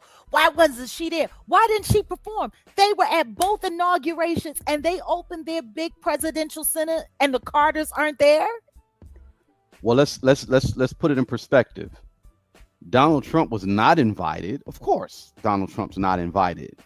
But this was the first time a sitting president did not attend an opening for a presidential ceremony. It's Yeah. usually, yeah, you're gonna have someone there, but You know what? him not Nobody being ever, invited is one thing. no, wait a minute, but wait a minute. Maybe that's why that white boy did that thing. Yeah, exactly. Well, that's why he said what he said.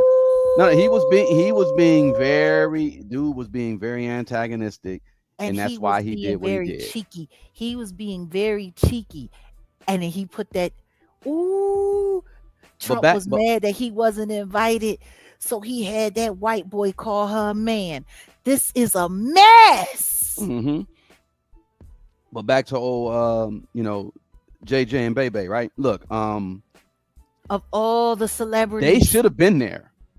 they They should should have have been been there. there.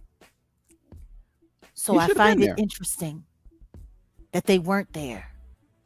I find it very interesting that they weren't there. They're supposed to be very close friends. Let's not forget the Marcy Company, Jay-Z's limited holding company that goes around doing all of the buying for all of this and for all of that. His partners in that effort all worked for Obama. They were Obama finance people first. Like, let's not pretend like these people are not connected. But you know what, though? The Jigga Man didn't go to Washington.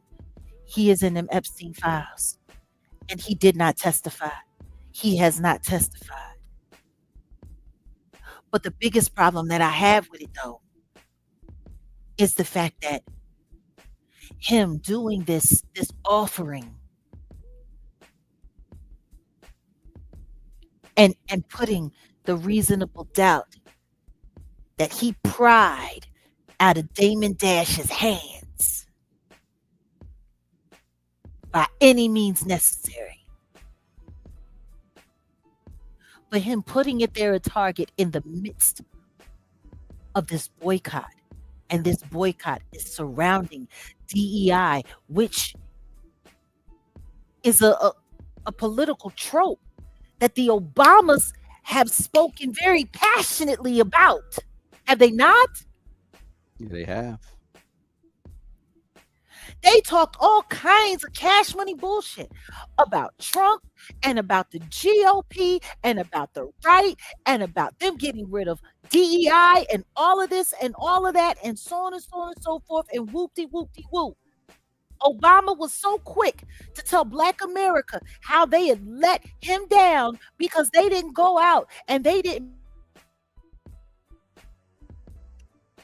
And they didn't do what? who's over there trying to trick Black America back into Target right before one of the biggest sale moments in shopping history for this year. Mm. 250 4th of Mm. July. You were so busy telling everybody how they needed to do this for the Black and how they needed to do that for the Black and stand up for Black and how they didn't do this and how they let you down and how they misogynistic and how they this and how they that and whoopty whoopty woo. But your homie's been on the Epstein list. You didn't even tell them that it would be in good taste to go and testify about why he was in those files. And now he's pretty much saying DEI can suck his dick. And you ain't saying nothing?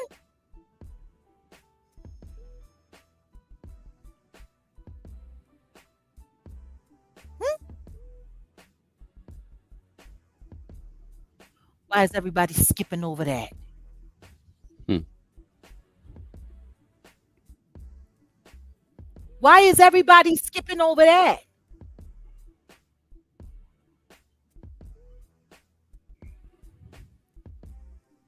Why ain't the Obamas? They got all of this smoke for all of this other shit.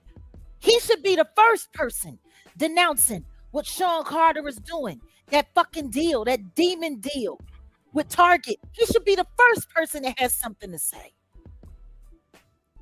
And meanwhile, the conversation in the backdrop is that the Jigga Man and Rock Nation and Charlemagne and the Black Effect Network are supposed to be rallying, booting and rallying for the Democratic Party for the elections coming up and for the presidential election in 2 years. How they gonna do that and be fuck DEI at the same time?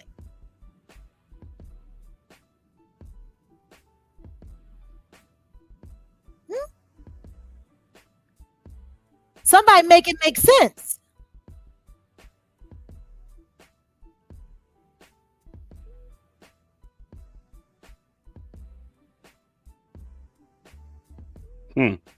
We'll say allegedly. Say allegedly on that. But I do find it interesting that that is set up around the same time that the vinyl is set to be in the stores and all of that happening around the same time. But fuck DEI. And as far as I'm concerned, the Obamas can shut all the way the fuck up. Because you can't have it both ways. I'm telling y'all, if anybody should have been invited, it should have been the Carters. Yeah. And they were not present. Well, let's neither one of them is on tour. They ain't well, got no not being there. Let's not forget. Bubble Lip Sean said that his ops are who? MAGA. But then also he sat down with Jared Kushner and okay, all right, and then days before they got denied that casino. Yeah, and then who pardoned his CEO and his other buddy? Trump. MAGA. Yeah, the leader of MAGA. Yep. Yeah. So but those are his ops. So apparently he do business with everybody and he cool with everybody and everybody cool with what the fuck he's doing. Like, I'm sorry, the Obamas are gonna have to say something. Because y'all can't sit here and make all of this big deal about DEI and about this and about that and about what Trump is doing and about what all of this stuff is doing. But meanwhile, your number one houseboy who y'all got out there rallying the troops and booting and rallying for your so-called causes is out there doing business with the enemy. Yeah, no, that ain't making no sense to me. That ain't making no sense to me. Not at all. Don't make sense. It don't make sense. It makes no sense. Dollars. It makes dollars, but it don't make sense. It don't make sense. It make no sense. It make no sense. NBA young boy. It makes no sense. Yeah, make no sense. They tripping. They tripping. Speaking of what? Fuck the Carters. All of that shit. Like, you think that just because see, the thing is this: if the Carters had a cane, those questions would have been asked. The Epstein questions would have been asked and they would have been tied to it. You already got Hillary and Bill there and they in the file. How many more people you gonna have in the files around you? They cool with Bill Gates. Why wasn't Bill Gates there? Oh, Bill Gates is in the files. Like, did Bill Gates see? So Bill Gates did go up though and explain himself, didn't he, to Congress? Well, he showed up. Nobody's really explained themselves. They've all got there and denied everything and lied.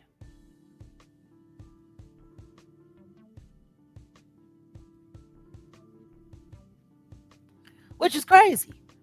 Because if everybody else is going up there lying and denying, why didn't the Jigga Man just do it? Is it really that bad that you can't even lie? Or do they got you cold busted?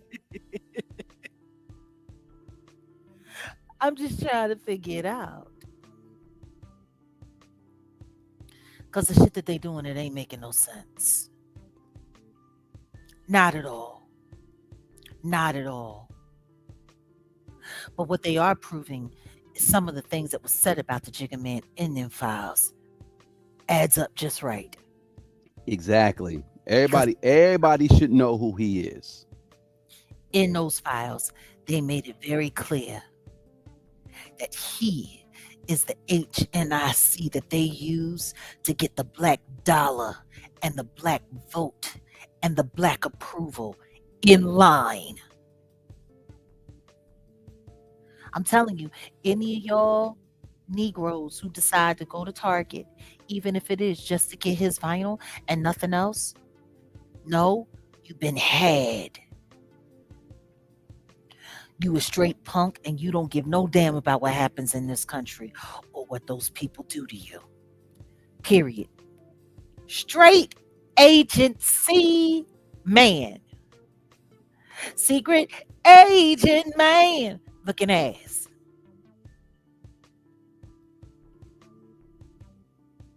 Crazy. But yeah.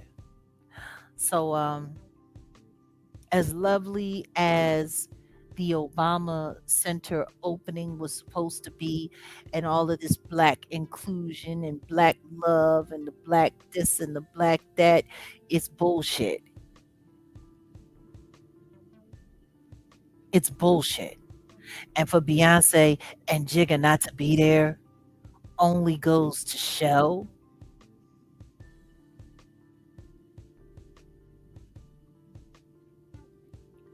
y'all know exactly what you're doing. And y'all really know what it's hitting for and don't give no damn.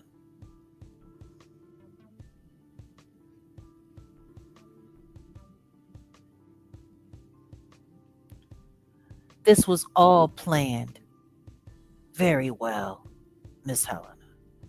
Very, very well. Look, look, honey, you better not believe that hype. And for them to have it right around the time of Juneteenth, like they playing in everybody's faces.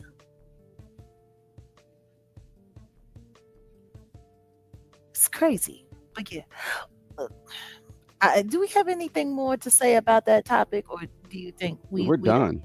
done. You covered it. Like, in all honesty, I just wanted people really to definitely take a look at, number one, who in hip hop media is speaking on this, because there's rumors to say that you have been paid off by Bubble Lip Sean to not talk about him, but you've been putting his ass on blast since, and now you continue to put his ass on blast. People need to pay attention to who in hip hop media is not even talking about this from this angle, because it makes perfect sense if you pay attention.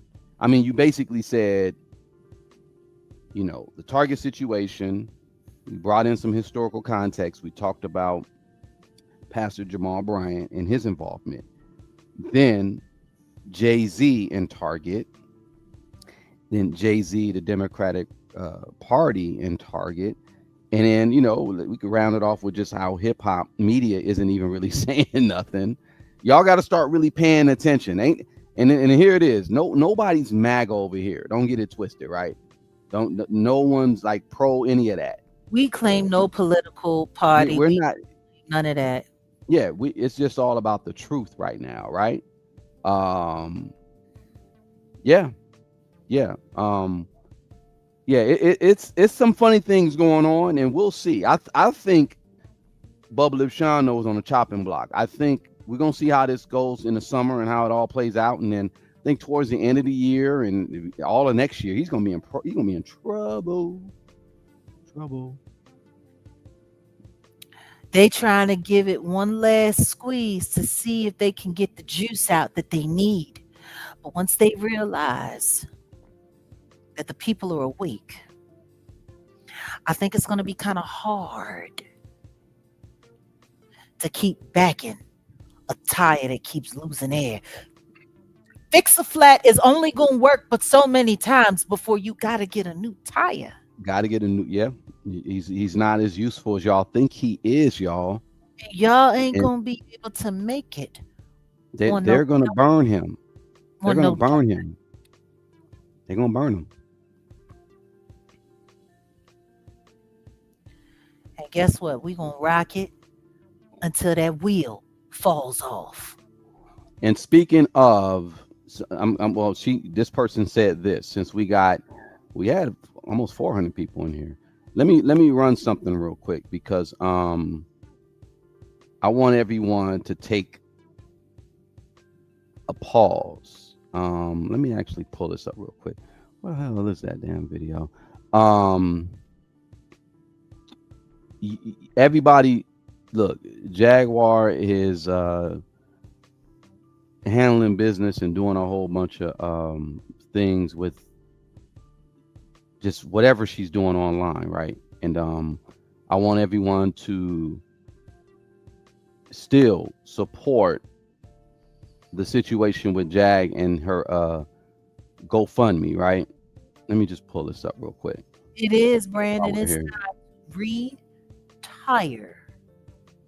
Okay. Let me remove this real quick. I was looking for the full one, I forgot, but just go to GoFundMe and just search Jaguar Wright. You'll find this. But listen, when Jag came out the bushes the other day and she started going in on just all this troll stuff, it's deep, y'all. It's real deep. I'm gonna just say, I'm gonna say it's real deep. And I've actually, I pulled some money to the side and I got my own private investigators because stuff that had happened to me is tied to what happened to Jag. But her case, her situation is way more complex. But she does need assistance with the legal defense fund, right? So just FYI, if y'all can just get on over there and just donate, because it's more than just this ain't no gossip, nothing. This is like y'all don't know behind the scenes. It's real serious. Nobody's like coming after her right now. Let's just say it like that. But there's other things that need to be rectified behind the scenes, and we're getting it going. There's a lot of things going. So the person who made that comment before, who basically was just saying like, she's not lying. Yeah, she's not. And the truth, if y'all really want to help her, just think about this right here. Look, we got, I ain't gonna say too much, but just know when you got like people like federal judges, when you got attorneys that are like, when you got them ready, man, come on. It's deep. And also when you have ops like that robot hoe and her little small army of weirdos, those revenge people going into a site like GoFundMe and repeatedly reporting that this is fraud and that this is a scam to try to stop them from promoting my GoFundMe. That speaks volumes. Because ain't nobody do that to Trash K. Niggas just stop giving money. No, nobody's suing her. That's what we're trying to say. No one's suing her. No. You guys don't get it, but it's all tied with the conversation we just had when Jag came out the bushes and was talking the other day. We have like an ongoing investigative type of situation going on, but it's deep. But all I'm saying is just help Jag with her legal defense. The legal defense really is tied to other stuff. It's not just nobody's suing her. That's not what's going on. See, this is the thing. People did try to sue me, They But what tried. nobody wants to talk about is the fact that all of those lawsuits were bullshit and they were just using them as an excuse to be able to locate me so that they can find a way to detain me and then do some fucked up shit to me inside the system.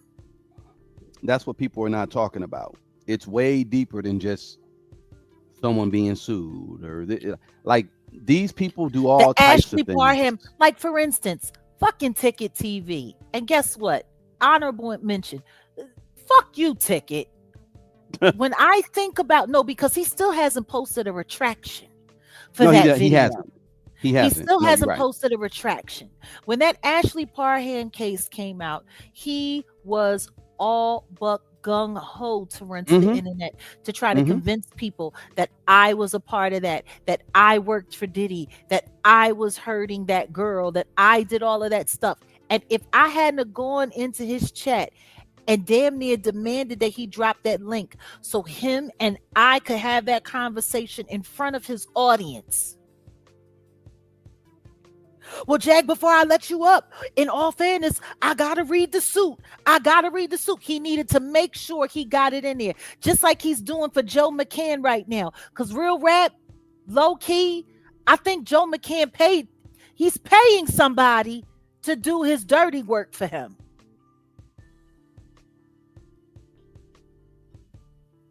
Anytime Ticket is busy trying to convince people that he is unbiased and he just wants to see the right thing being done, I believe that's when he's being paid, in my opinion. We can get into that if you want. But what I will say is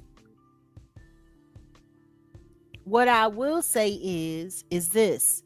Listen to me. Tom, it's not about me giving Ticket grace. Fuck giving Ticket grace.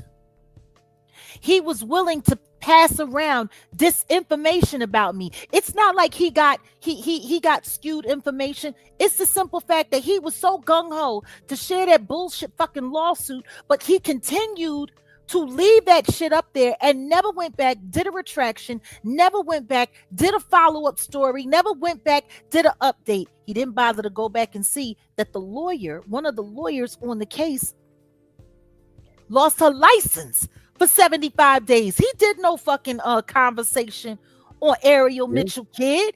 He He didn't bother to go back and talk about how the paperwork that I put in, Drewski put in, Odell Beckham put in, because the whole case was bullshit. He didn't go back. He was only interested when it was bad news.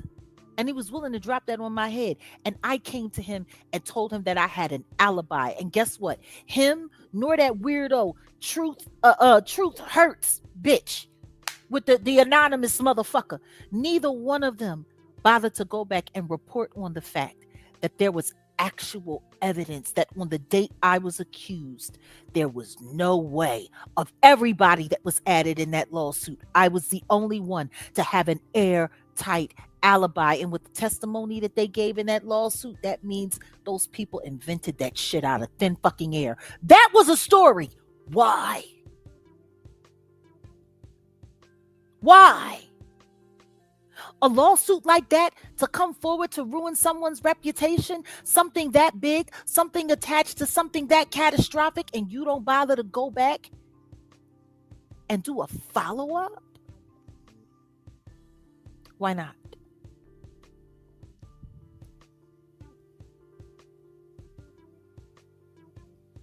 Why not?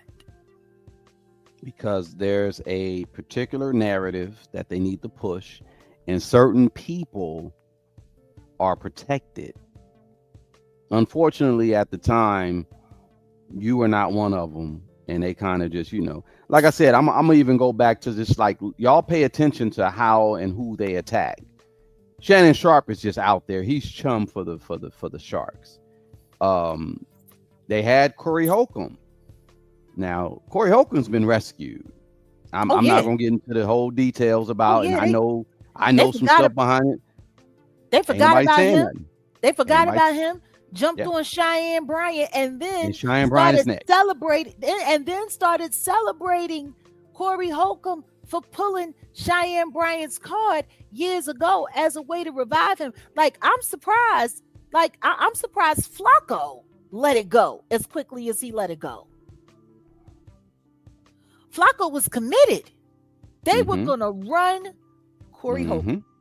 Run Corey Holcomb offline. What happened? Yeah. So y'all, what the harassment that we're speaking of, the legal issues, and it's the legal stuff ain't even major. The main thing is this harassment. The main thing is these federal prosecutors who are backing us and behind us, and the little bread that's needed. That's the main thing. But there are certain content creators who are just, they're good. They're good. Let's just say it like that. Jag is the only one that I know that's just out here, and there's really no real protection for her. So that's why she's had all these attacks. She's had people, come after her, dox her, follow her, get her arrested, put charges on her, all types of just crazy stuff. If y'all were on the outside looking in, I mean, you all on the outside looking in, you would, man. But if you're on the inside seeing this shit, you're just like, wow. So yeah, I mean, it's gonna get there regardless of what. We're gonna make it happen, but we're just basically just trying to get this thing going because there's a whole lot to this whole situation. We're going to be updating the GoFundMe page with a video, kind of like a little mini doc, to show why this fund is so necessary. So for those of you who have been over there to the GoFundMe to donate, we thank you.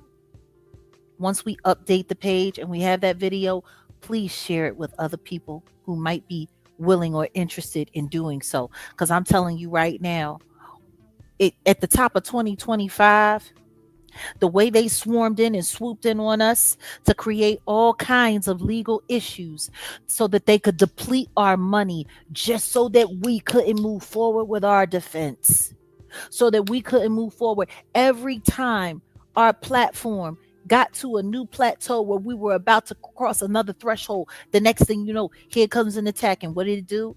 It always did three things. It either tried to kill our visibility, kill our ability to move around, or kill our ability to earn. All of those things, you know what they do? They keep you trapped. Yeah. This is the way they work. This is part of the reason why I've been so public about everything that I've experienced and everything that I've gone through, because I am teaching you, the everyday person, or bigger or more, not just the everyday person, the public figure who watches what we do. I am teaching y'all how the systems.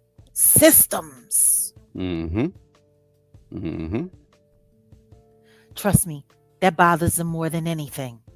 Because if I can teach you the system and you can learn, then you can learn how to beat, or at least stay safe from their system. Umar, look, listen to me, honey. They were supposed to. Ain't Umar supposed to be in the Fed? How the hell Umar not in the Fed? That's what didn't they say he was going to the Fed? That's what they say. The Lenin, I really don't have no honor, said that he was going to be in the Fed. That's what they say. Instead, he's sitting over there with Art of Dialogue. That's the Fed. Art of Dialogue is the Fed. Look, they assign certain people to certain people. Yeah, they do. So let me tell y'all, if you want to talk about Umar, I've had firsthand experience with Lennon Honor, and shout out to Lennon Honor, and I've had firsthand experience to Umar. Shout out to Umar. I got much respect for Umar. Introduced to him by one of my big OGs, Ross Bob. If look, I ain't gonna even just get into that. He know what's up. and I'm rooting for him, but at the same time, it's like, come on, bro. But Lennon Honor was put on Umar to do exactly what he's doing. Lennon Honor made a whole living off of he has a whole channel just talking about Umar Johnson. He's the male robot. He has more than a whole channel. He has a whole sector. There is a whole Umar Johnson sector. You're right. Now the thing is that's sick.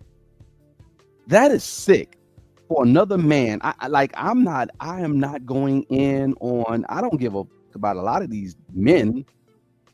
I mean, I'll call y'all bitch asses out, and I keep it pushing. But I'm not finna be on some just every day. Like, that's kind of insane. Hummus. It's a little hummus. But listen to me. Can look, let's just break it. Let's approach it this way. Some of y'all don't want to hear that because you don't live in reality. But I'm telling you, as a psychologist, I'm not going to be able to psychologize all of them on the corner. Some of them going to sleep for good. Boom, that was perfect. Good job. Good job. See, you over here producing too. I ain't mad at you. That was perfect. Some of y'all gonna go to sleep for good. I wish Lennon Honor would at least take a nap. Man, he don't take a vacation. This nigga, he is every day. I bet you when he busting down his wife, he accidentally calls her Umar from time to time. No, oh, damn. Yeah, squeeze one nipple, squeeze one. Umar. Damn. Jag, stop it. That's fucked up. Ooh, super chat. Hit the like, hit my nut.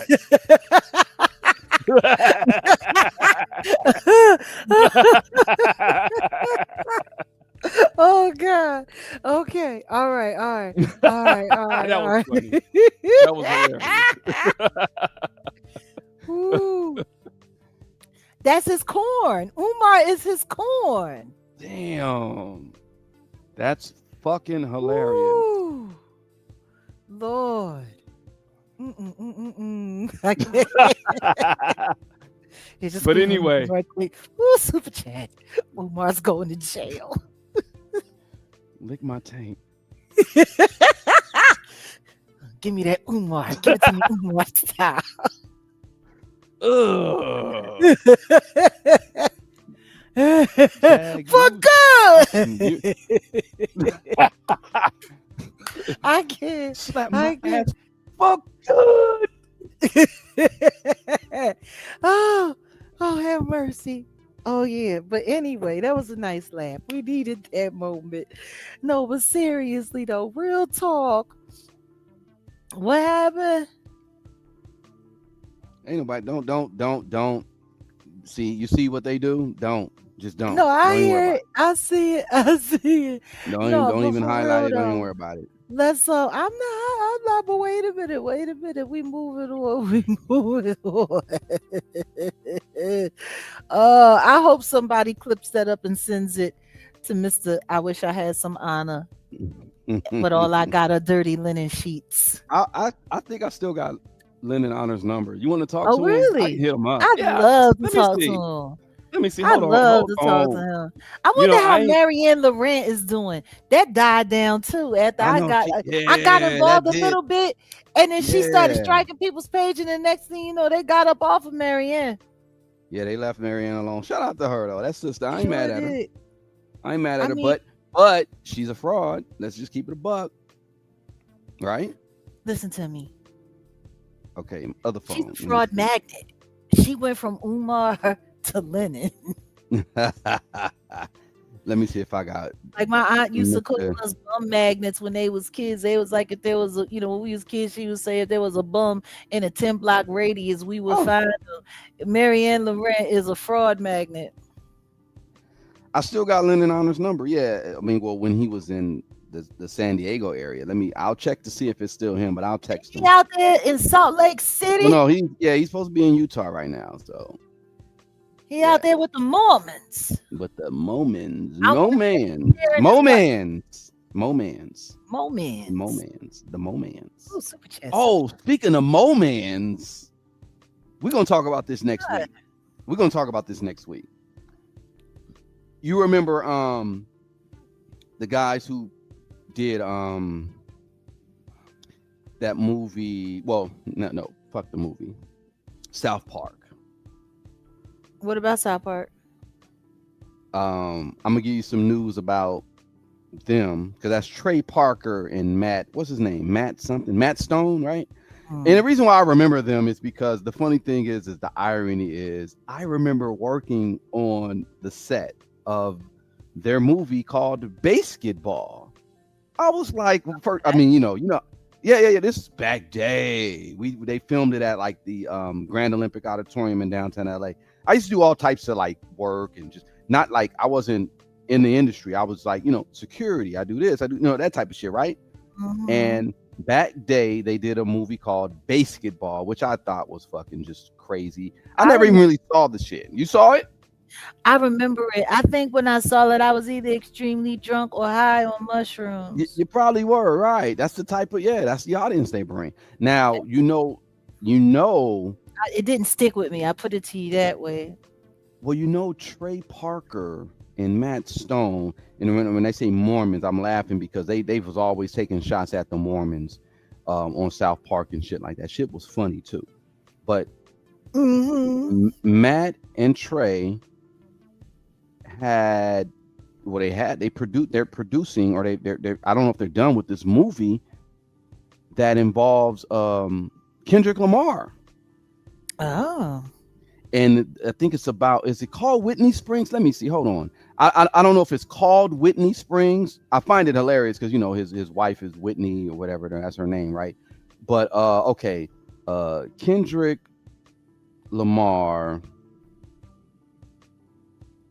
movie. Matt Trey movie. Okay.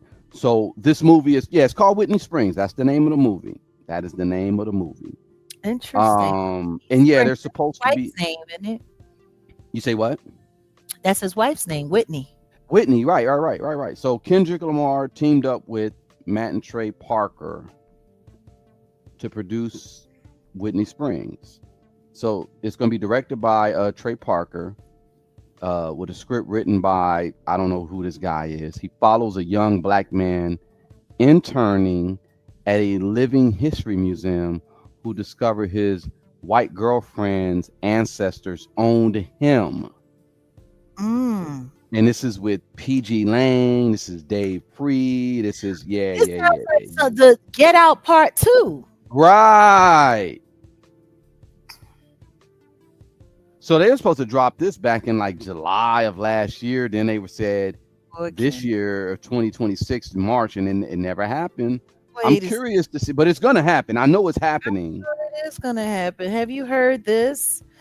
Breaking news: SpaceX at Starlink is now providing reliable connectivity to more than 25 police stations, traffic systems, and disaster response teams across Lesotho. I said, that's the country within the country. Okay. So I see what Elon Musk is doing. Okay. You want to know what's interesting? What did Officer Ricky say when he got caught over there on Spirit, that his plane is getting Starlink? Was getting Starlink? Yeah. Why would you have the same kind of internet that's being used in police stations, traffic systems? Why would that be your internet provider in your private plane, sir, if you ain't a cop? See, Jaguar, you don't understand, Jaguar. See, I'm not just a cop. I'm the motherfucking cop. It's just another day in the life of the goddamn cop. I'm the biggest cop that they ever seen. Yeah, that nigga. I'm a top shotter. I can't because he's stupid as hell. No, number one, the nigga's a liar. Let's just keep it a buck. I'm gonna tell you. Look, let me give y'all the rundown. and I know Truth is talked about this. Wait a minute. Oh my God! Wait, What you what? say? They flying drones in North Philly? Huh. I'm not surprised. See, people. The thing is, something that y'all don't know, and I've been going for Philly long enough. If y'all look at Broad Street, all of those big towers that they had, those high post pole things that was supposed to be looking, like Art Deco, they're all cameras. They've been cameras. They've been surveillancing everything on Broad Street for years. So for those of And y'all who be out on South, like going down Broad Street, all of them poles that they got there, that's all surveillance. and don't think the facial recognition is not real. Don't think that. I don't give a fuck what. Don't think the facial recognition software. See. So when you talked about Elon, but let me peel it back because I'm gonna talk about how pussy Rick Ross was. Okay. So Truth is, and shout out to Truth is. Truth hurts. Yeah. Show your face, Buster. He not. This guy did a video talking about he did a video talking about the fact that you talked all this shit about Rick Ross, and then during the Sheen magazine red carpet, you were all in his face and blah blah blah woo woo woo. Now he don't know because behind the scenes I was there. I know. This was like almost like it was an ambush. It was forced because we didn't even know. Actually, and salute. Truth is, you want some content? Come and get this commentary, bitch. Should we share with them how that whole situation at the Look, Sheen I gotta one day out? I gotta go pull up the footage because I thought I had it here. Like I've been looking for this, I got this archive shit. I just gotta pull up one of the hard drives because I have the actual all that. I have it. Truth is was so thirsty to try to find a way. I don't know who paid him to come for me, but I hope it was worth it, ho. Understand this, we were sitting in my dressing room, and that was right before Billy Porter came in, wasn't it? Yeah, it was around that time. Yeah, after. It was after they hit us and said, hey, was it after Billy Porter came? It was after Billy Porter. After Billy Porter. For those of you who have been on this channel since it started up, Billy Porter was one of the first public figures to sit with me on the Jaguar Wright Effect live from the Sheen Awards, and we sat in my dressing room. He was being honored that night. He was wearing his purple cat suit. He was very serious. This was before he got sick with sepsis. Long and short of it, we were sitting in my dressing room. We had my people were there because my boy Abyss from Westmore Drive was performing with me that night. Shout out to Abyss and Georgia Me, Westmore Drive, my nigga Red. I gotta go smoke a tutti fruity with that nigga. He's so funny. God bless Red. That's my nigga. So we had a good time. It was so nice seeing you kicking it with my friends and all of us at the crib. Oh no. We going back because the MC out there, they want to, the MC out there, my brother. I ain't gonna get into it, but we got to get back out there. But I miss my folks. We getting back out there. We definitely getting back out there. Time with all my folks. We're gonna get back out there. Don't trip. So long and short of it, we were in the dressing room, and the producer of the show, who we had good rapport with, she came and she said, "Jag," and this was after we had already did the red carpet. I had already did the interviews, did everything. We were supposed to be done. Yeah. We're just waiting on you to perform. That was it. Yeah, that was it. And so the producer came back and she said, "Jag," she was like, "I don't know why, but they just told me that I need to bring you back to the red carpet." And I'm like, but I just did the red carpet. I was like, and I did the interviews. If anybody wants to interview, you're more than welcome to bring them back here to the dressing room. She said, "No, they said they need you to come to the carpet." And so we said, oh, okay. So Odell had his camera and everything, and because he was taking all of the stock footage and everything, B-roll, BTS. We walked up there, and when we got there, they escorted me over to the carpet, and Rick Rose was there. Officer Ricky was there.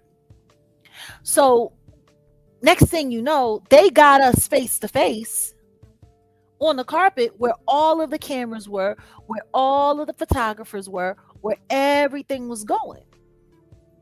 And it was wild because he initially started trying to mean mug me. Like he was like he was trying to intimidate me or something. And I looked him in his face and I started laughing. No, Jag, hold on. The nigga did that, right?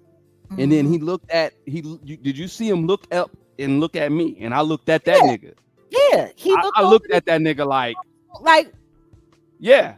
No, I looked at that nigga like he know what it was. I didn't like I said, I ain't the biggest baddest folks there. Yeah, but we had folks there as well. And but we had folks there.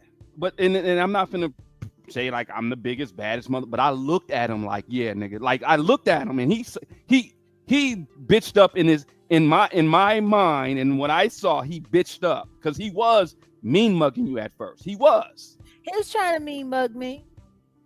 The nigga looked up and I looked at him like, yeah, nigga, I dare you. And he was like, what's up, Jag? And I was like, what's going on, Rose? I was like, long time no see.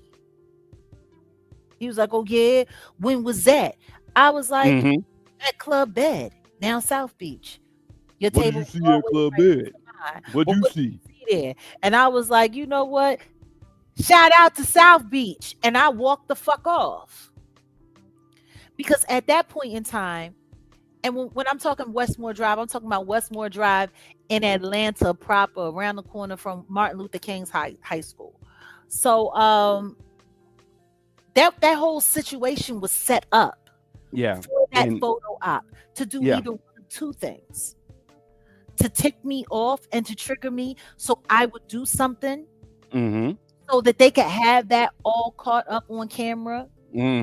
And so for them, since I didn't give them what they wanted and I smiled and I kept it cute and I paid that little weirdo Mr. Cop no attention, they decided to flip the story that I'm still cool with the Shluminati and that I really want to be down. This is what they do. They create narratives using pictures, moments, all of that. But anybody that was there can tell you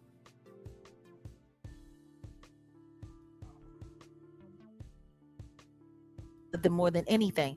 And that night when we were leaving, as the storm warnings were coming in, because a big storm was about to hit the East Coast, big hurricane, that weirdo boy, that light-skinned boy with the cornrows gonna sit up there talking about, yo, Jag, you trying to go viral tonight?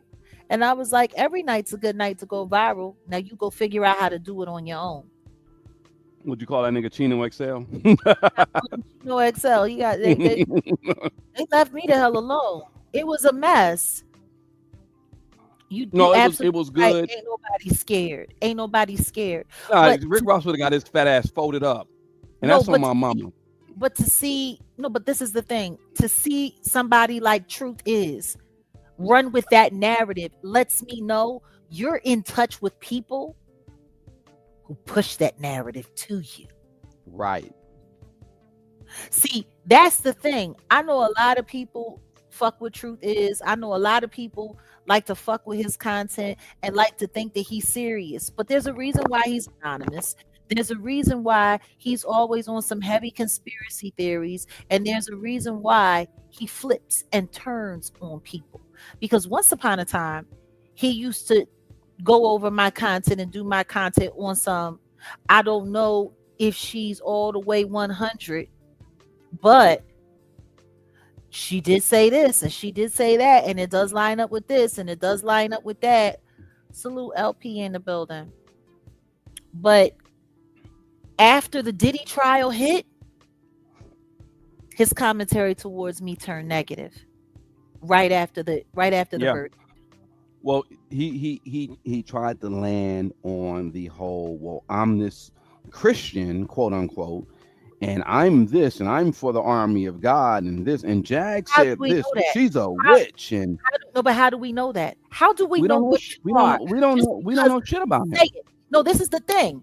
And this is the problem that I have with people online. Why are people so quick to fall for whatever people say, especially these no face, no case motherfuckers? Well, the thing is if you're a no face YouTube channel and you're still around, that I find questions, because the requirement now is you have to show your face. So if you have a channel and it's like they're not really showing their face, that tells you a lot. And A they're still whole around, lot. it tells you a lot. A whole lot. Which means 9 times out of 10, he working for the man. Mm-hmm. 9 times out of 10, he a federal informant. He working for them people, allegedly. So yeah, truth is, fuck you. And it's funny because every time, even what's that one young boy? Who's that one little young boy, light skinned? Now all of a sudden he wanna prop up Nicki Minaj. Oh, stop. We really gonna go there? He on the agenda. Yeah, no, he is, because TPUSA, when Charlie Kirk was alive, they literally were admonishing Nicki Minaj.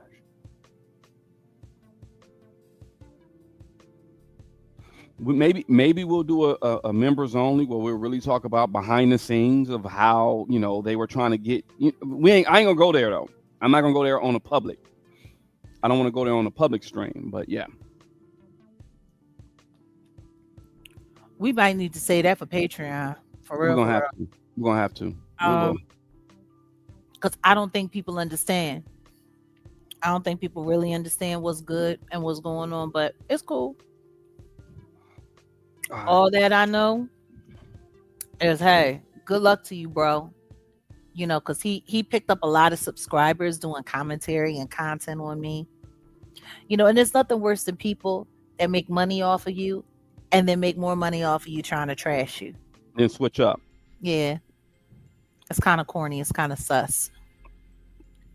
So, speaking of internet trickery and internet foolishness, and salute to everyone that's here. I hope that the likes between the channels are matching the views. I haven't really checked, but I would appreciate it if we could get. Let me go ahead and let me do it. Let me check. Y'all hit the like button. This is what I find funny. We've been here for a little bit, and the truth is, for real, there should be 1,000 people in this room. Oh, it should. There should be 1,000 people in this room with the information that we share and everything that we do. There should be 1,000 people in this room. And ever since we crossed 100K, our algorithm seems to have a problem. Like, it's wild. I noticed that the people that I suspect are federally backed or cop backed, their numbers, they don't mess with their numbers. But anybody that's not rocking with the system got to struggle for 400, 500. Like it's 600 when we used to get thousands in our chat. Yeah. Well, they're just trying to dampen the message. So we're doing good. You got 200 on the mobile for your main channel. You got 150 on the regular side, and then let me look at the Jaguar Wright effect. Y'all get ready, because I'm gonna tell you. The Jaguar Wright show. The Jaguar Wright show. There's gonna be some more stuff on that side that we just start busting niggas in the head. Excuse my French. I normally don't cuss, but no, I'm just saying between both of those channels, we should have at least 750 to 800 people here. Well, that's the thing. They are dampening. They're tampering. That's why I mentioned. Corey Holcomb. Shout out to Corey Holcomb, but that's why I mentioned certain content creators. Go ahead. No, go ahead. No, I was gonna say certain content. Look, you gotta buy into this shit, y'all. Like, y'all don't get it, but you gotta buy into this shit in order for them to really push you. And then you gotta push an agenda. That's just what it is. You have to push a damn agenda right now. And but the main thing is to buy in. They got to be able to have you. They got to have you in some way, form, or fashion. You know what I mean? No, I mean, let's just be honest. They switched up the algorithms recently on purpose to make Right. all of the content creators focus in one way or another. So basically, it doesn't matter how many subscribers you have, it doesn't matter how many members you have. They'll push your video to go viral as long as you're talking about the topics that Mm-hmm. they want you to talk about. They want you to talk about exactly. If you talk about anything that goes the opposite direction of what they want to manipulate the algorithms with, they kill your shit. And if you do something that they don't like and you have a video that's not performing well in your catalog, They punish you. Yeah. it'll drag down the rest of your videos that are Mm-hmm. doing well. Mm-hmm. Then on top of that, you add to the fact that people like those cartoon revenger people, like the robot, um, the crown people, the uncheckables, and all of them, like they literally go to our channels and other content creators like us channels, and they wait for us to go live. They sit in the bushes, and then they report and report and report and report. And even as the AI is checking it, guess what? It doesn't matter because they have a team of 200 people that are sitting there false reporting. Yeah. And what happens is when they flag you, even when the AI comes through to check to see that what's being reported isn't happening, it doesn't matter. It triggers a slowdown on the algorithm attached to your video. Yeah. So you would literally have to shut that video down and start all over again Yeah. to get a fair shot. Yep.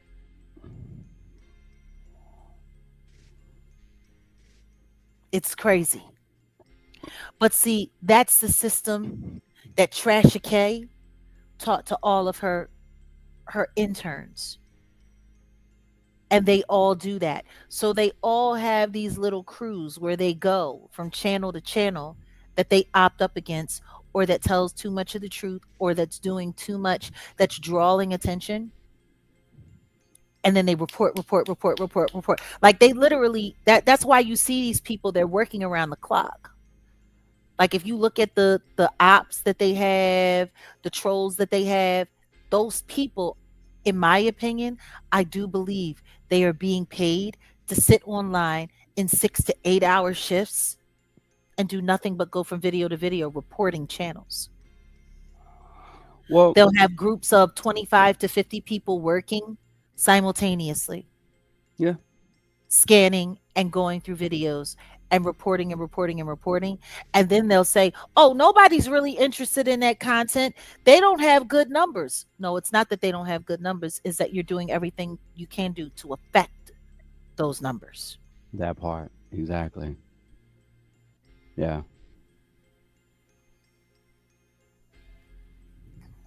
Yeah. And again, pay attention to those who are really not talking about what's really going on. There's a whole sanitization on the internet right now. Mm-hmm. There's a whole sanitization of it right now. Like as far as who can be talked about, who you can talk about, who you can go after. That's why I was bringing up Dr. Umar Lennon Honor, Corey Mm-hmm. Holcomb, um, uh, what's her face, Cheyenne Bryant. You know what I'm saying? It's like it's almost like They're put into position intentionally to do what they do to provoke false narratives, which is mhm, interesting. This is honestly a perfect segue into our last conversation. right here. Yeah.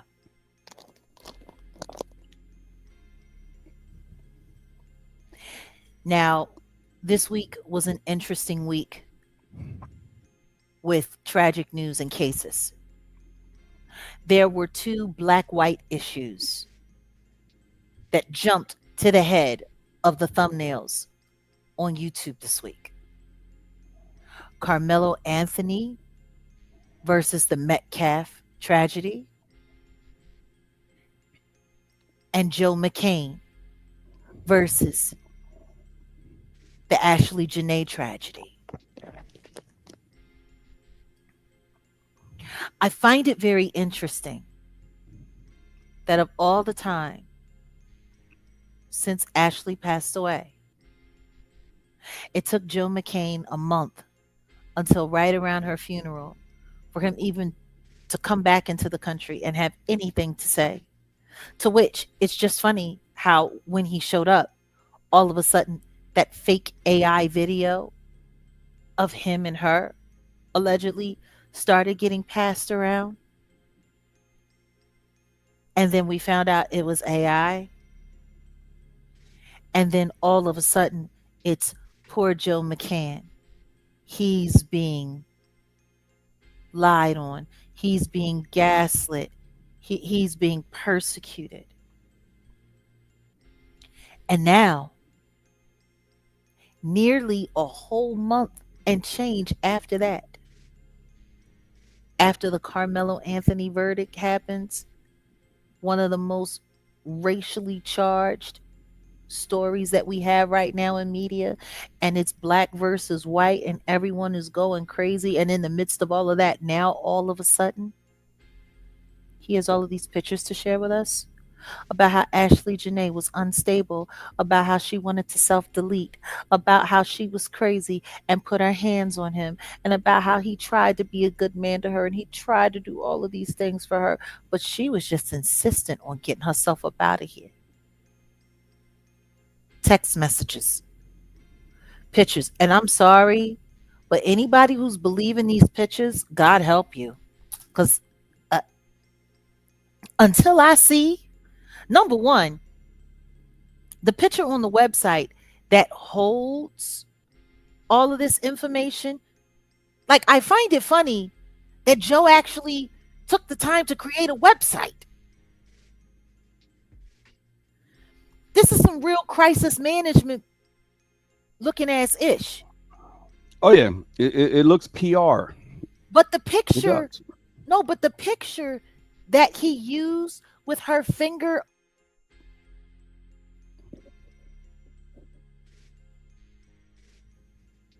they took an actual picture of her wearing that outfit, and then they took it and reappropriated it to have it with her fingers over her lips.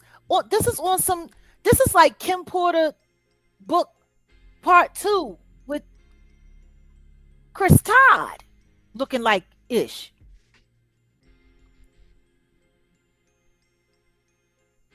Did y'all know that? Can we show you? Is there any way we can pull up what the, I can't tell you what is it? I No, no, cannot. no. I honestly, I have not. So I'm not gonna risk this channel by pulling up some of the images because it just wouldn't make it's come on, Jag. You know how we are. We got to be thorough. I know, but I And didn't I send you images? We can't use those either.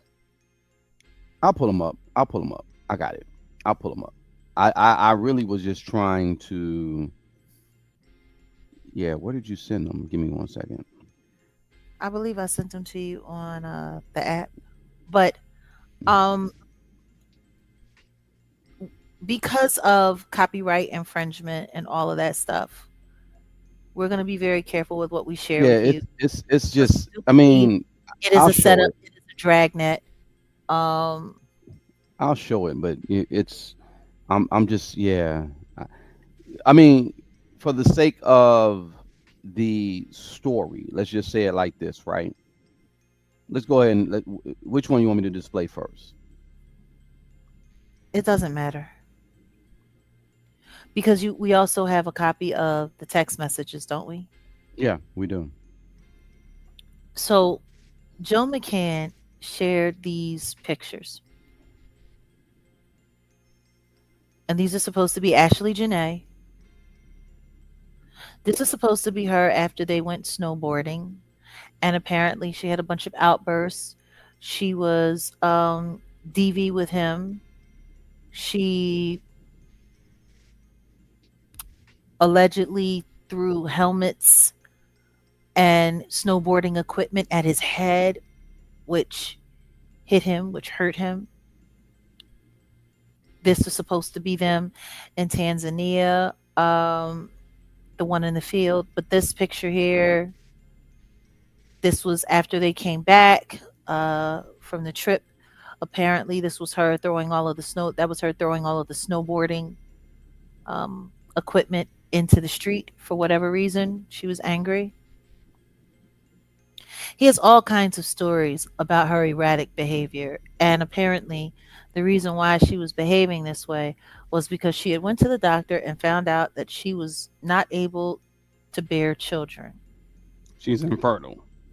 Um, he also bothered to share that they were already engaged before Tanzania and that everything that was showed on social media, um, essentially it was staged.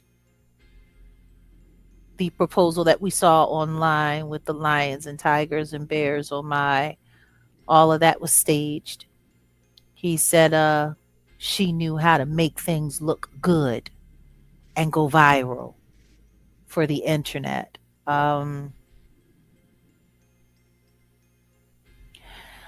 If you ask me, all of this is very divisive.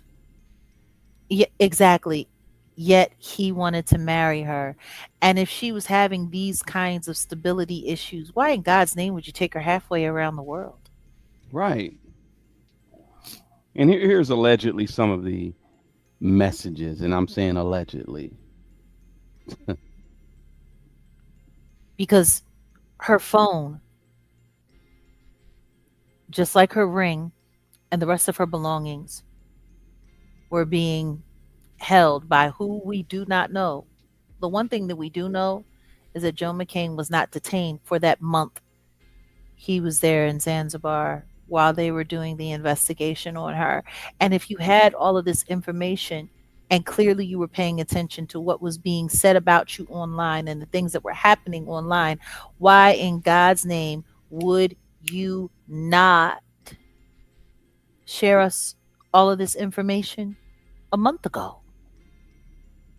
Like when the video came out, the AI video came out, that would have been the perfect time. Oh yeah. To release all of this stuff and say, hey, this is what she was doing. This is what it was. But no, you wait until the Carmelo Anthony verdict comes out and everyone is all in an uproar to now release this. Race baiting, rage baiting, like he has been extremely selective and very performative on how he's handled all of this. But this little website that they created to expose that Ashley was nuts to go along with what the Tanzanian authorities said, even though there's no way to confirm that any of this is real. Not at all. These photos, can All we of even that. confirm? Listen to Can we me. even confirm this is real? That's These why I photos, didn't even want to. these photos to me, like, let's just be clear. Let's look at this here. Let's look at this picture. This is supposed to be her in the middle of the street wanting to be mowed down by a car, right? You're her fiance. Why were you busy taking pictures of this? Instead of getting her out of the street. Instead of getting her out of the street. For all we know, you took these pictures. You asked her to pose like this. For all we know. Or he could have been gaslighting the situation. Yeah. talking about all of the times that she wanted to jump out of the car, how she jumped out of the car while it was moving and insisted to walk. And I thought to myself, have I ever jumped out of the car when I was in a relationship with someone in the middle of a heated time? And I'm like, the only time I ever did that was when I believed that the person I was in the car with was gaslighting me, and I wanted to guarantee my safety and theirs. So I separated myself immediately. Listen to me. In my opinion, I would have to agree with you, youngin. These pics do look fake. They look like AI. And more importantly than that, if he's taking these pictures with a camera, why didn't you zoom in a little closer? Yeah. Why are they so far away? Why do all of these pictures look more like surveillance than photos you're taking of your loved one who you say you care about? Meanwhile, she's having all of these breakdowns and you're sitting there and you're documenting it. If the whole world was calling me an unaliver, a red rummer, if the whole world was saying that I just X'd out my brand new fiance, if the world was sitting there calling me a white supremacist and all of these things and whoopty whoopty woo, and exacerbating the comments in her social media, you need to get away from this dude because he's going to take you out. If all of that was happening and I'm coming home, I wouldn't have waited over a month to release these text messages. If that's really what it was, I would have released it right away.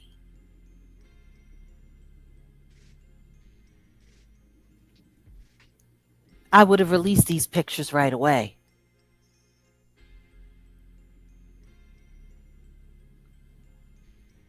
I would have released these text messages right away. For crying out loud, when the findings from the Tanzanian police finally came forward saying,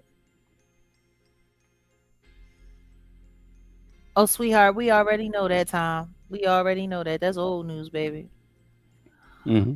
If all of this was real and all of this was true, when the Tanzanian police came forward, why didn't they make mention that there were photos? They said that they went online and they went in her phone and they saw, chat GPT searches on how to self delete with pharmaceuticals. They said that there was months of history of her being unstable. Why didn't they say that they also had pictures to back that up? If they had questioned Joe McCann, then that means that they would have gone through his phone. They would have gone through all of that. Why didn't they say anything about it? There are like, honestly, releasing this makes this look more sketchy than it Exactly. already did. Exactly. And guess what? That's psyop. That's psyop. Because that's what they do in psyops. They release competing information from competing flat platforms, from competing content creators, from competing sources, and they sit there and they give you a bunch of information and then ask you to choose what you believe rather than ever coming forward with the truth. They don't have to. Am I wrong? Is that No, not the nature of a psyop? that's it. There's also is, you see it in the news, heavy, heavy, heavy, and then all of a sudden it goes away. Yeah, that's an indication. Psyop. But for them to double fist it this week, her and Carmelo Anthony, because now we're dealing with the footage from Carmelo Anthony and all of the discrepancies in that. We're dealing with Charleston White and his watermelon felon t-shirt sale.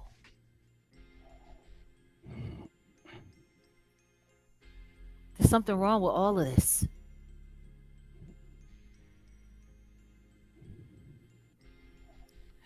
Now they finally released the body cam footage, and guess what? It sounds so much different than what they were selling in court.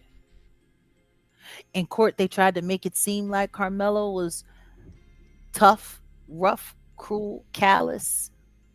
Touch me and you'll find out. It's not alleged. I did it. That's not how it came out at all. That boy was crying.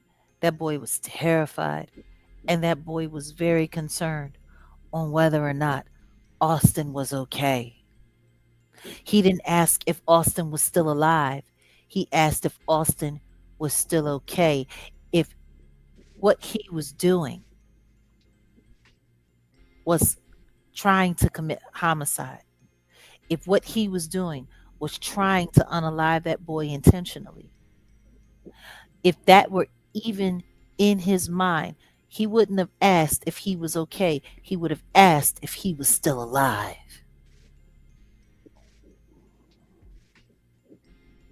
He didn't ask that.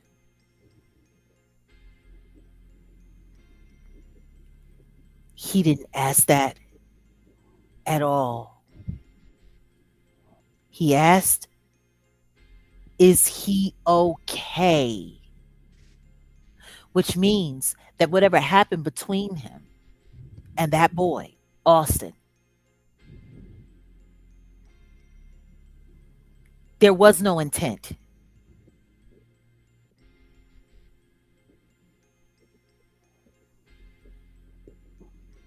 They charged him with intending to take Austin's life. If that were true, we would have heard on that body cam footage. Is he still alive? Not, is he okay? Also, them being so dishonest about that tool that he used to defend himself. Nancy Grace sat there and made it sound like it was a whole hunting knife. Wasn't that at all?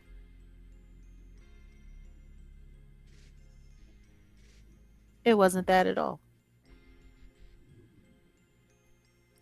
It was a multi-purposed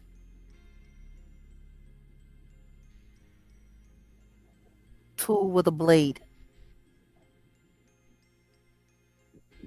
I think it had a flashlight on it too or something. Like,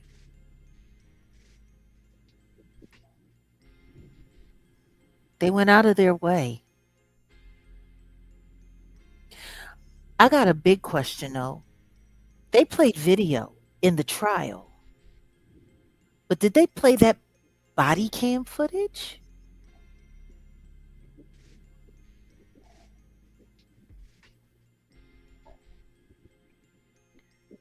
Yeah, something similar to that, Tris. Yeah. It wasn't a Swiss Army, but it was something similar to that.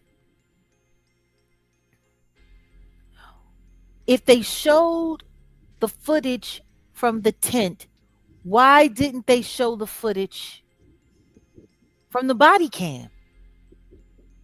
Because that would have given what happened between him and Austin a much greater context to what he was behaving like immediately after the incident.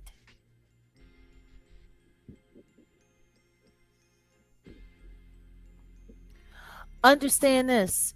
What do you mean if he didn't bring it, we wouldn't be discussing it? It's a tool. Plenty of those kids, especially kids who play sports and all of that, carry those things around all the time. I don't think you understand. It's not something that should be technically considered a weapon. The functionality of it is more leaning towards tool than weapon. Exactly. Boy Scouts carry these things. Girl Scouts carry these things. What do you mean no one would have been unalived? Understand this. You're sitting there making it seem like he took this thing and tried to do this to somebody just because he was a badass. How do you not understand what self-defense is, Kimberly? If you listen to him in the body camera footage, you can hear how terrified he was, how scared he was, and how concerned he was for Austin's condition.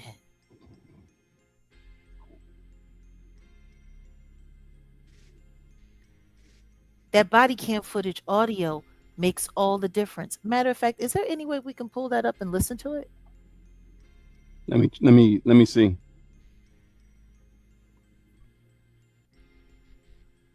Because Kimberly, I want to have this moment with you.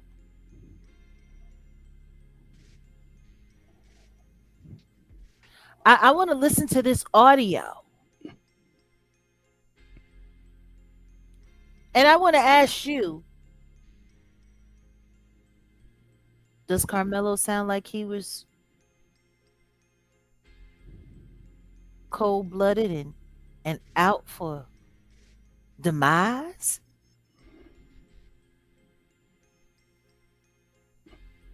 What are you saying, Kimberly? Boys have words and knuckle fights or walk away. Okay, you're saying that, but understand this. If you're being surrounded and multiple people are at you and no one's trying to help you and you are outnumbered, you're going to defend yourself by any means necessary, especially when you're the smaller person.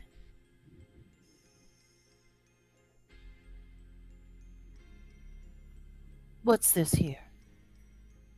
Just moments ago, we obtained new evidence from the Carmelo Anthony trial, including body camera video and a 911 call audio from the moments after Anthony stabbed 17-year-old Austin Metcalf to death. In the 911 call, you can hear bystanders trying to revive Metcalf. I want to warn you, this audio may be difficult to hear. Here's a portion. He is laying here. How old is he? Starting to go unconscious. How old is he? High school age, so maybe 15, 16, 17. Okay. Is he awake? No, he's going unconscious. Okay. Is he breathing? Not right now. Breathing? No, he's not. He's not breathing at all? No. Okay. Where was he stabbed at? In his chest. Okay.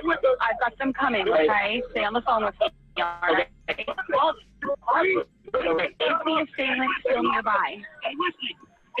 Okay, I'm here. Is the assailant still nearby? Hey, Is he breathing? Yes, ma'am. Is the assailant still nearby? Incorrect password. Technology, am I right?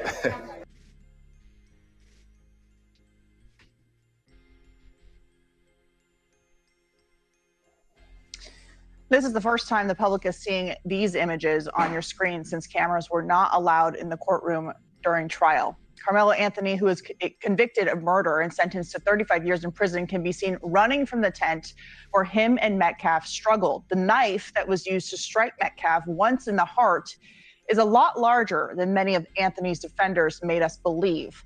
Later, during Anthony's arrest, he was very cooperative with police and can be heard crying as he admits to stabbing Metcalf. He put his hands on me. I told him not to. He put his hands on me.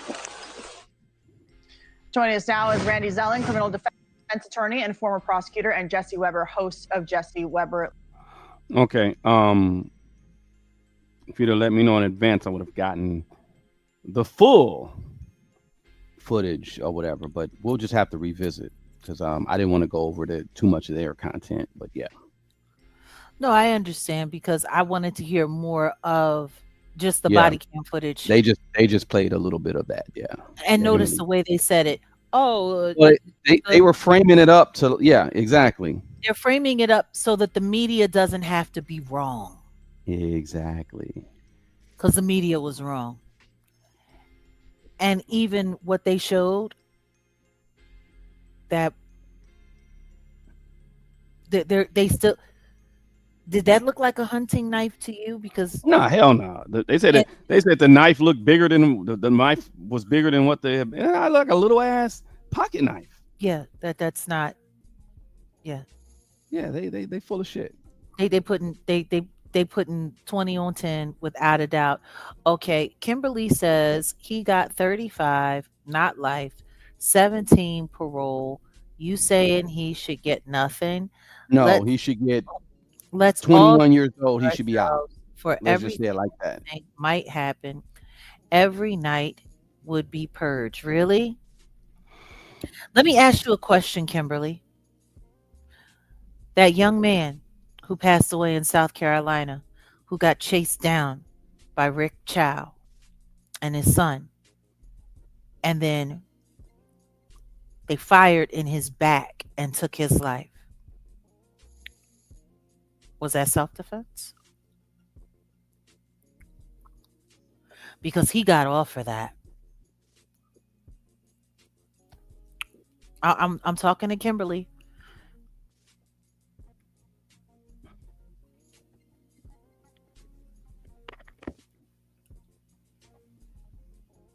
You know what? That's a great idea.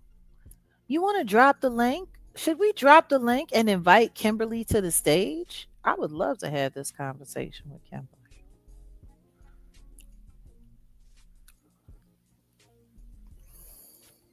We're gonna do that. We're gonna do that. Kimberly, this link is for you. Here it is in the chat. You do a lot of typing. Let's have a little talk. Calling Kimberly to the stage. Calling Kimberly to the stage. You gonna put the link in the chat? I just did. Okay, yeah, I see you did. All right. Mm-hmm. Sure did. Calling Kimberly to the stage. Kimberly, please come to the stage.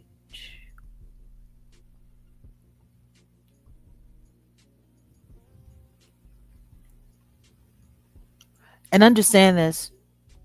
We ain't gonna be doing no hollering. We ain't gonna be doing no screaming. We ain't gonna be doing no talking crazy.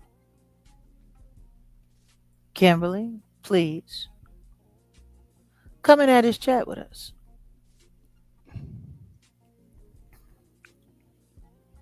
Because, see, I don't have a problem with talking to anybody about anything.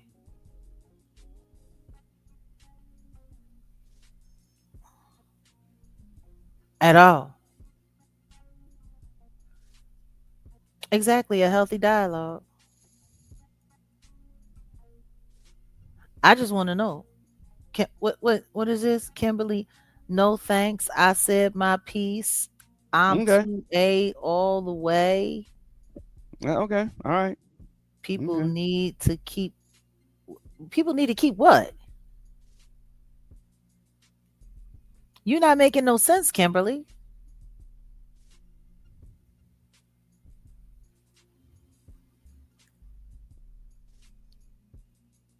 I want to hear more about what you think. I asked you a question and you didn't answer. I asked you, how do you feel about the Rick Child situation? Do you feel as though he should have gotten off for self defense? He didn't even get 5 years for taking that boy's life. He didn't even get manslaughter for taking that boy's life. He literally got off for self defense.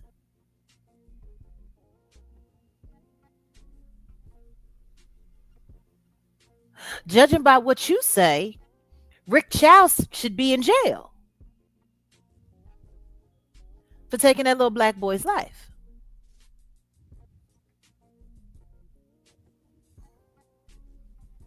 And you're sitting there talking about somebody getting parole in 17 years.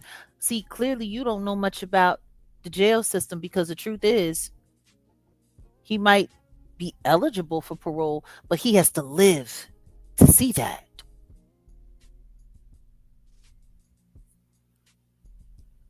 He has to live to get there.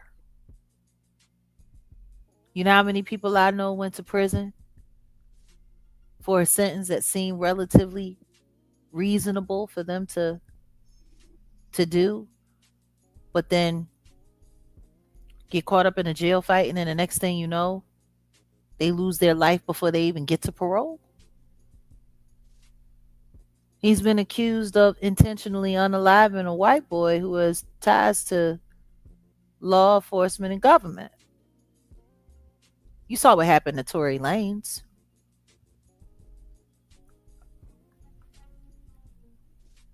What makes you think there isn't a chance that he might not make it to that 17 years for something that he didn't intentionally do?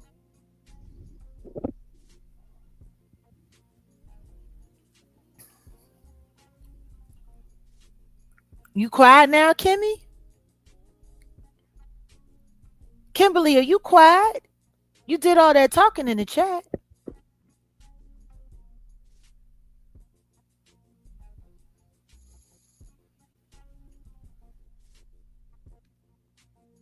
Once again, all the actual evidence that's finally being presented to the public is leaning more towards the idea that he did not intentionally take that young man's life. If he did not intentionally take that young man's life, then he does not deserve 35 years. Manslaughter at the most. Which is 4 to 7 at maximum, meaning he would be able to see parole within 3 to 4 years.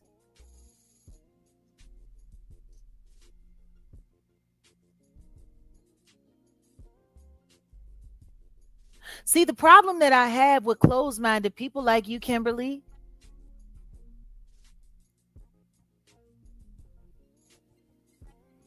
is that you sound like a Class A narcissist. You seem to be so hell-bent on needing to believe that Carmelo is guilty. Why? In order for you to do that, Kimberly, you would also have to not be able to take into consideration that maybe Austin and Hunter were doing a lot more than was being reported upon.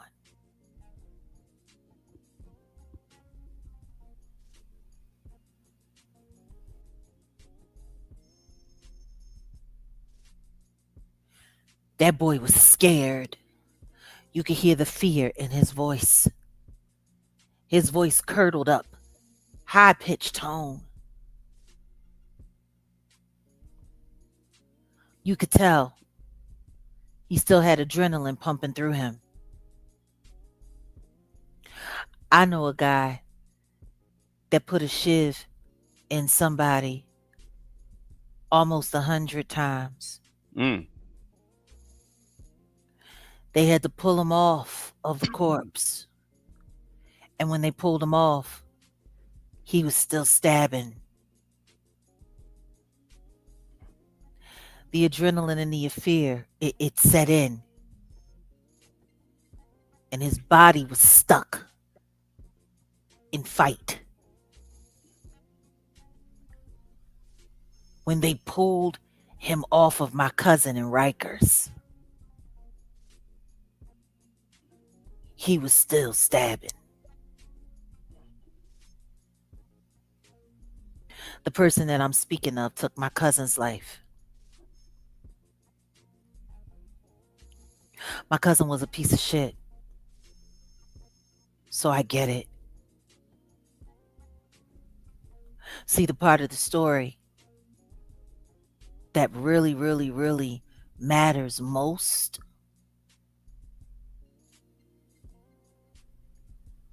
is that my cousin had turned into a full-on rapist when he got back to jail from sentencing while they were waiting to find a penitentiary that would take him to serve his 3 life sentences and then some. He was the boogeyman, and everyone in that jail was afraid of him. And they told this young kid that my cousin was going to be getting him in the shower next, and that he better get a shiv if he didn't want to get his booty hole taken. That boy was paranoid and terrified. And when my cousin came into the shower, he had been so wound up with fear that the second that my cousin said something to him after he stripped out of his clothes and walked over to him and said, "So I hear you the new guy," that boy went inside his towel where he kept his shower things and instantly got to work on my cousin because he was that afraid of being great. He was so terrified.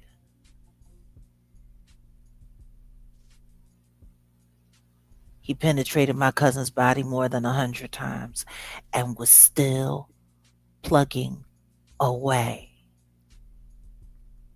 when they pulled him off of his corpse. They had to put him in PC. After they took him out of the infirmary, he had to be treated. Though he hadn't been harmed, he had worked himself into a psychotic state, pure manic. But he did talk to a couple of my cousin's victims, who my cousin had sent to the infirmary after he had his little meetings with them in the shower. When people are afraid and they're dealing with fight or flight, all depending on the psychological makeup of that person, dictates how they respond. Am I wrong, Odell? No. So once again, until we're absolutely certain of how the Metcalf boys approached Carmelo, no one actually has the right to judge his response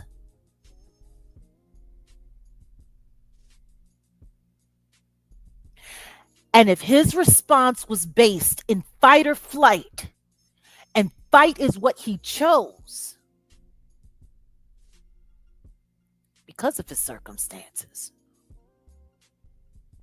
we would need to know the things that triggered him first, which would also make sense why he sounded like a whole boo-boo mess, crying and carrying on. But he didn't ask if Austin was still alive. He asked if Austin was still okay. You need to grow up, Kimberly.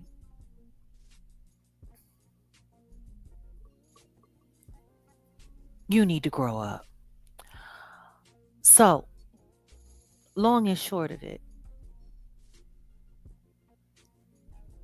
where we stand this week, all those kids deleted the video for that reason. See?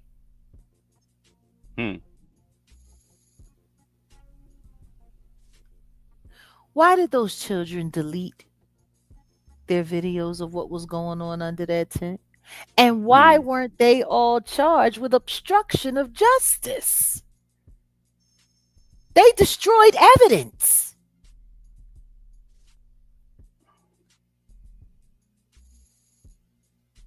Yes, and on the 911 call, the body cam footage, you could hear one of the young men saying, Austin tried to make him move.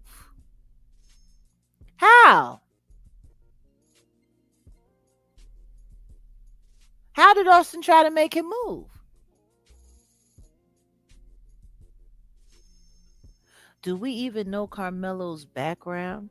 Do we know if Carmelo was was ever essayed in his childhood or in his past?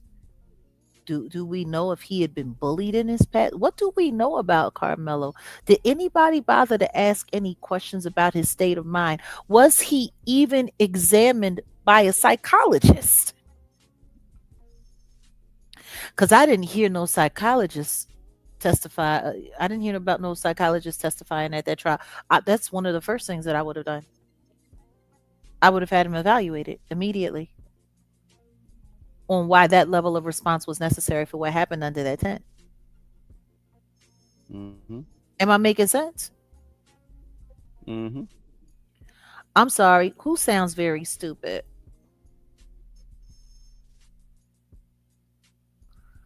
Well, look, I got a great idea. I'm gonna drop the link, Black Wolf. And how about you come up here and tell me why I sound stupid to you?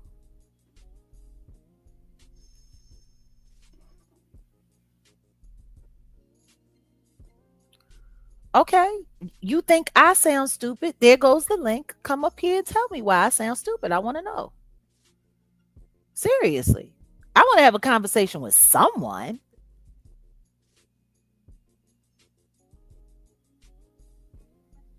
Yes, he also has epilepsy. Who You don't does? want to talk to me. Well, if you don't want to talk to me, why are you talking into the trap? You don't want to talk to me, but you'll type to me? What kind of common sense is that? You want to talk about somebody sounding stupid? You can say it on a keyboard, but you can't say it to me? Keyboard warriors. Keyboard warriors? That ain't no warrior. Keyboard whore. No, a keyboard sissy. You a sissy. Wolf? Damn. He call himself Wolf? You need to change your name He to Black Tabby Cat. Cause you a whole pussy. damn. He is sounding kind of there. You ain't no wolf. A wolf would hit that link and come and sit and talk about why he's got the feelings that he's got. He's not trolling. He's not trolling because a real troll would hit that link. You good? No, you not. You're a fucking piece of shit. And you a little twat. Damn. That's just my personal opinion. Freedom of speech and all. I think you're a bleeding vag that Damn. needs a tampon God. immediately. That's what I think. Dang. I think you a scallywag ass 304 that's begging for one of my old dildos. Oh God.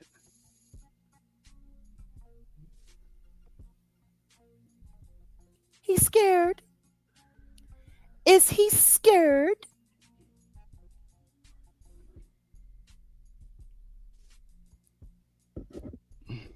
See, that's what happens. When you start running around calling people stupid, they start running down on you. Or now you want to throw your hands up in the air and play victim. We're going to call you Black Metcalf. How about that? We're going to call you Black Metcalf because you ain't nobody's wolf.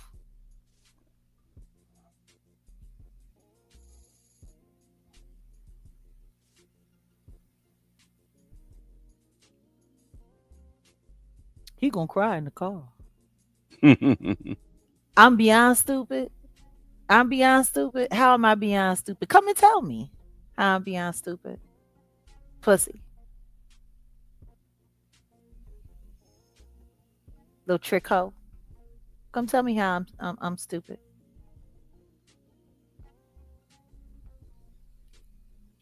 I am? Then come and tell me. That's the best you can do?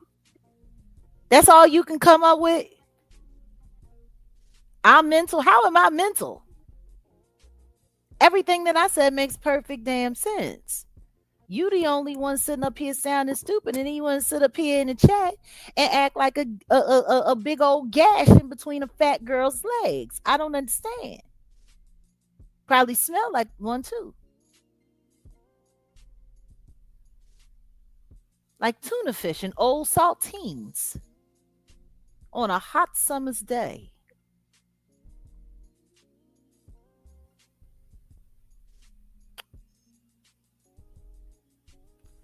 I'm not even raising my voice. I'm not even working up a sweat. Y'all think I should block them? What hit a nerve? What nerve you think you hitting? You ain't hitting. What you talking about? Hit that nerve. What nerve? Your peeping skills probably smaller than Diddy's, the way you sitting in here acting stupid. You gonna hit the link or what, dum-dum? See, that's the problem. You said block you. You want to get blocked? Okay, we'll block you then. Bye.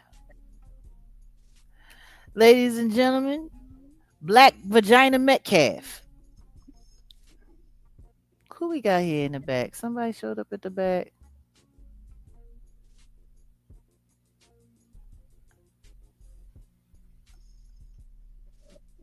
Who we got here?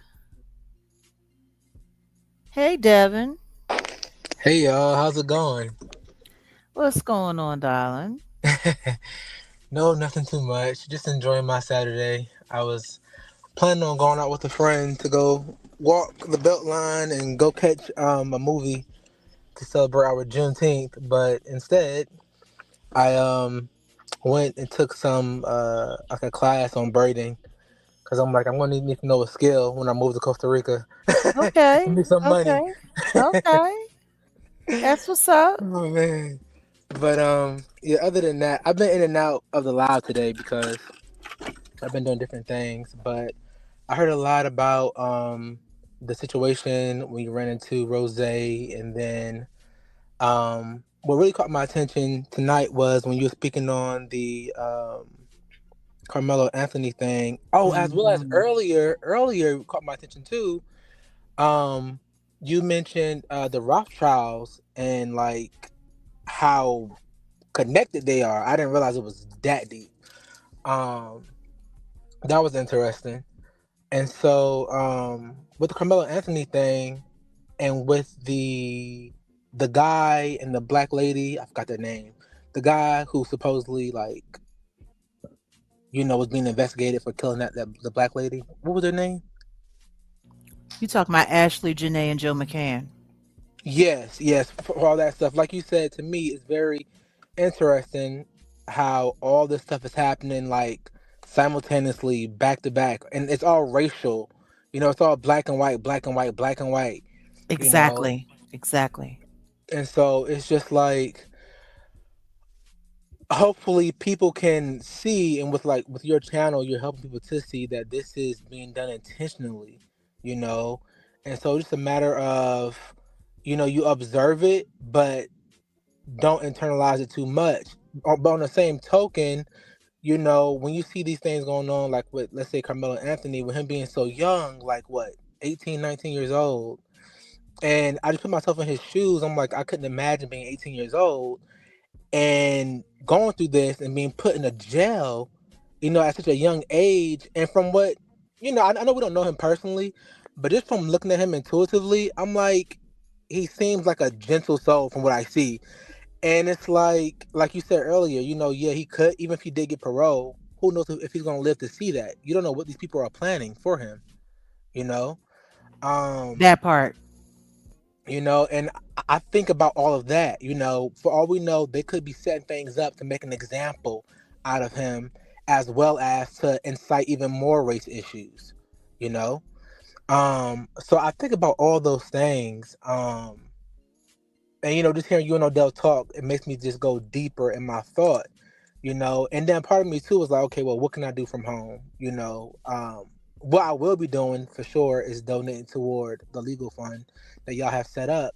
But when it comes to things like Carmelo Anthony's case, like what can we do other than like pray and just send our energy out that he is protected in some way, you know? Well, right now, I think the most important thing to do is to promote as much critical thinking conversations around his situation, because I've seen some other content creators that are talking about, oh, yeah, we're going to get together, we're going to send money, and we're going to do this. I don't feel comfortable, Mm-hmm. personally, me, Yeah. with donating to any of those funds until I see a stable source come in. And I don't want to be responsible for trying to raise money independently and then Mm-hmm. someone, turning it into, oh, they grifting, because I have a really, really, really good feeling that a lot of people are going to make money off of his donations, and I believe that. he's not going to see it. I believe that. I believe that. What Charleston White is doing right now is absolutely disgusting. Mm-hmm. Those Mm-hmm. watermelon felon t-shirts are like, if the black community does not shut him down after this, I don't know what to say. You know what? I hadn't heard. I know who Charleston White is. I hadn't heard about the watermelon felon thing until you mentioned it tonight. Can you tell me more about that? So is he selling T-shirts in regards to? I'm guessing watermelon meaning black people being felons. Is that what it is? Well, just to give you a little history, watermelon felon is a term that was used back in slavery times for Ah. slaves who were being starved by their masters, who would get really hungry, and their families would be really hungry, so that they would take a watermelon so that they could eat while they were out there working in the hot sun, depleted of, you know, minerals, water, hydration, all of that. And when they would get caught doing this, they would be tied to trees and they would be lashed. So this Mm. is a term from slavery. So when Jeff Metcalf, Austin and Hunter's father, decided to say that about Carmelo in his interview with that podcaster, I said, the second that we heard it, and Odell, if you can confirm, I said, this is intentional. Mm-hmm. Mm-hmm. He's trying to piss people off, because for those who know that term, and then what's happening to Carmelo, and the prison system for the most part being likened to modern day plantations, Yes. calling him a watermelon felon. Here, let me give y'all something to go viral with. Mello's a watermelon felon, or whatever the case may be. That was done intentionally Mm-hmm. to piss Mm-hmm. black people off. Off. And I do Yes. believe it was scripted. I do believe he was told to say these things. The manner in which he said it, it was it wasn't even spontaneous. Like it was like, here, let me give you, what do you mean? Let me give you something to go viral with. What do you mean? Why Okay. would you be playing into those stereotypes if you were truly grieving? If grieving what was really good. And see, this is the thing. I can understand his sadness, his despair, and his hurt Mm-hmm. for his son being gone. Yes. But the person that y'all accused of this was just successfully convicted and got 35 years. That's You right. shouldn't you shouldn't be angry. Right. I see what you're saying. I see what you're saying. You're right. You're right. Where is all of your anger coming from? He's gone. He's Y'all done. got Yeah. it. Right. Right. I understand that you're upset. I understand. See, that rage and that anger would have been appropriate if Carmelo had gotten off. Mm-hmm. Mm-hmm. That would make sense to me. Right. But to be that angry and you got exactly what you wanted, Why are all of these white people still so mad? Y'all got what you wanted. Y'all should be cool. Right. Yes, we're upset because we don't believe he's guilty of that. We believe he's guilty of something much less. It makes sense for our community to be upset and enraged, especially considering barely 2 weeks ago, Rick Chow got off for taking a young man's life by shooting him in the back That's while still he crazy was to running me. away, and he walked away no time at all. Talk about playing in somebody's face. That's what I'm saying. They That's why I didn't say I'm even over it. ask, is there a lesser charge? They didn't even ask, can we charge him with manslaughter? They didn't even ask. They let him walk. Yeah. So the black community is already dealing with that. And that was national news. Now we have another story. National news. And now this boy gets 35 years for a fight that broke out on some teenage bullshit. Mm. And you guys are saying this was intentional?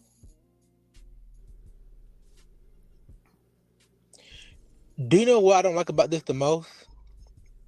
It's the fact that what we're seeing, I'm noticing in my own personal life and what I'm seeing in the community, it seems like what we're seeing on a national level, people in local environments are taking on that energy. People have become more broad with their racism and more open with doing certain things lately. And I'm just like, this is because of the programming that we're seeing. This is because of it's almost like what they're showing us is like, hey, it's okay to attack black people right now. I'm just gonna be real. That's what it feel like. It's like, hey, we're kind of whispering your ear, like you can go for black folks right now. And the truth Pretty much. is that, and the truth is that to a certain extent you can do that, but you're gonna be running to the wrong black folks in your local communities because we're not going for that. Oh, So listen to me. I agree, but look at how dangerous that is. yeah, Because now they've got people on high alert, which means the prison system can definitely count on receiving more people in. And they'll be proud to go because of everything that's enraging them. Do you see? It's a win-win for the system. I see. Right. Oh wow. This thing is this thing is Man, ugly. that's for Carmelo, man. Yeah, man, fuck Rick Chow, man. Take me away, man. You have people that'll be proud to go. Yeah. Yeah. See, that's the problem with race and rage bait. It can justify all kinds of things, but at the end of the day, you got to look at who's winning. Yeah. Yeah. And I think what's really pissing them off is that there haven't been more riots. I think what's really pissing them off is that there hasn't been more crime. That's right. I think what's really pissing them off is that more black people are having critical conversations and using their mind and choosing to control their emotions rather than it turning into the Rats riots or the LA riots. Oh, the LA riots. You mean like from the 90s, right? With Yeah. Oh my God. Can I say something real 'Cause quick? see, if something like that had happened in Texas, the National Guard would have been out in no time. They would have been arresting people hands over fists. They would have killed themselves a good share of niggas, and then they would have had at least 20 or 30 to take to jail. You see what I'm saying? I do, yes. They're pissed off. They're pissed off that it didn't work. And that's what they wanted. That makes so much sense. You just reminded me. I know last time I spoke to you, I brought up Dick Gregory, but one thing Dick Gregory opened my eyes to so many things. When you brought up the riots in LA, Dick Gregory spoke about that, the Rodney King riots. And he said some things that blew my mind, and I had to go look it up myself. I believed him, but I just looked it up myself. And when he basically was saying that they wanted people to riot, like they literally, Yeah. They're saying that whole thing was kind of set up. Mm-hmm. And he Yep. said that, do you know how many black people went missing during those riots? Oh yeah. Yeah, and they were talking about that on the streets when I was young because I was there. It was thousands of people. They arrested like a couple hundred, but a bunch of people went missing. Real talk, a bunch of people. That is frightening. That's crazy. Yeah, and that's what they will do. They will incite this type of uprising, and then that'll be the reason for them to go and get people. Why do you think they got the Palantir, all that shit? They know where people are. Like even when they were doing all this stuff in Iran and bombing, they know where people are at because we have the technology, cell phones, whatever, the eye in the sky, all that. They need to go extract people, get certain people. They that's how they do it. Yeah. Yep. Yeah, this thing is ugly. I'm glad you listened to the elders because the OGs were never wrong when it comes to like that. Yes.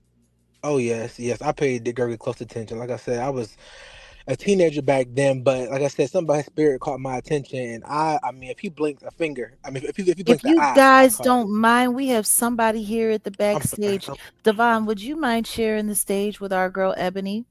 Yes, come on, Ebony. Oh yeah, let her up. Welcome you to the conversation, Ebony. How are you, dear?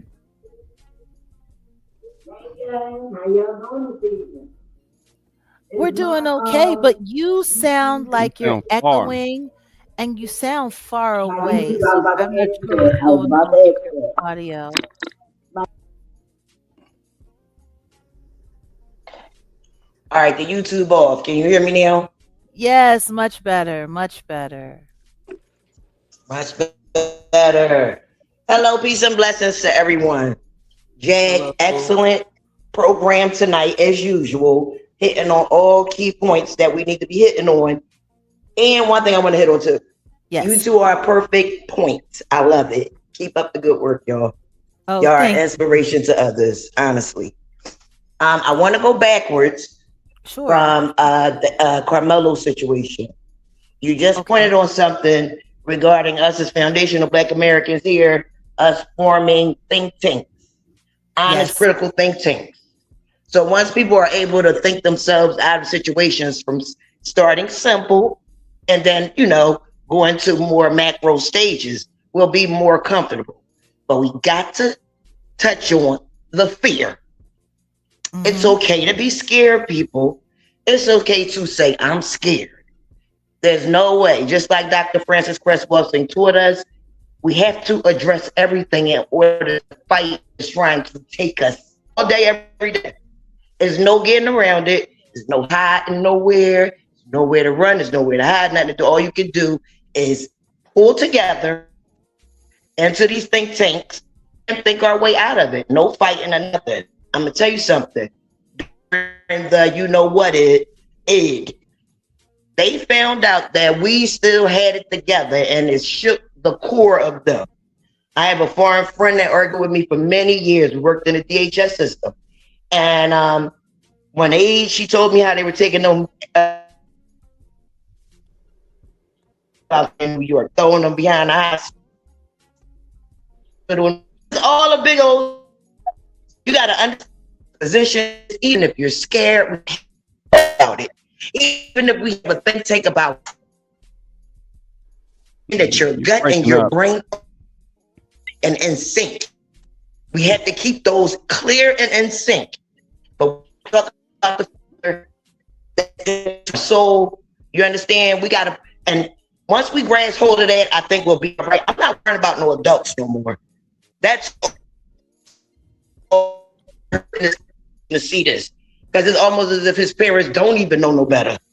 Because he's been under illusion for too long. And now when the rug's pulled, it's like Ebony, I just want to tap in and stop you for a second because we all hear it. Your signal you're going in and out, and we hear we hear you, but we're not hearing everything that you're saying because your signal keeps going in and out. It's like really so you might need to find a stable place where your signal is straight. Go near. Because I know you're saying something of great value. Okay. Can you hear me a little better now? Much better. Okay. So basically what I was saying was it's like I'm filled with anguish when I see Carmelo's parents, because they were under that illusion. A lot of people are don't want to deal with the realness. It's scary as hell. But we have to create think tanks to deal with the fear. You know what I mean? Can we be honest about Carmelo's parents? And I'm so glad you said that. I don't want to take anything away from them, but they were the perfect pawns for this Weren't game they though? that the white supremacists were playing. They were the perfect pawns. And you have to look at this fact. Like, number one, they're not from Frisco. They're not from Texas. These are country folks from Louisiana. And I do not believe higher education is between either one of them. Now, he was a salesman working at the Mercedes-Benz dealership. But I think that's why this whole thing for them is so devastating with Carmelo, because Carmelo was probably going to be the first of their family to make it to college, and he was about to do it on scholarships. Wow. So, you know, they were a one income family. The mother, Kayla, stayed at home, raised the children. The father was working at the dealership. But these were humble, simple people. That would be great in a perfect world, though, Jag. You know what I mean? That would be great in a perfect world. That is not great when you're coming from Louisiana and you're living in Frisco, Texas, where things move a lot differently than you're used to. What I am surprised about is the fact that they thought because they moved to Frisco that they had left Southern politics. Yeah, that is my point. Because I guarantee you, if this had happened to Carmelo in Louisiana, their attitudes would have been a lot different, because it's easy to expect. This is what they do in Louisiana. In Louisiana, they look for excuses and reasons to put little black boys in jail. I'll never forget when I first moved to Shreveport back in 2014. There was a young black boy who was only 9 years old. Him and his 6-year-old sister were watching WWE. They were imitating the moves, and he accidentally snapped his little sister's. I remember that. He gave him life. No. Oh, I'm sorry. I didn't know that. That little sick boy. He's still in jail now. He what was that? 2014 he was convicted, so that was 12 years ago. So he would be 21 years old. That means he's been in Angola for 7 years now, because they took him to Angola when he was 15. I think we lost our girl, Ebony.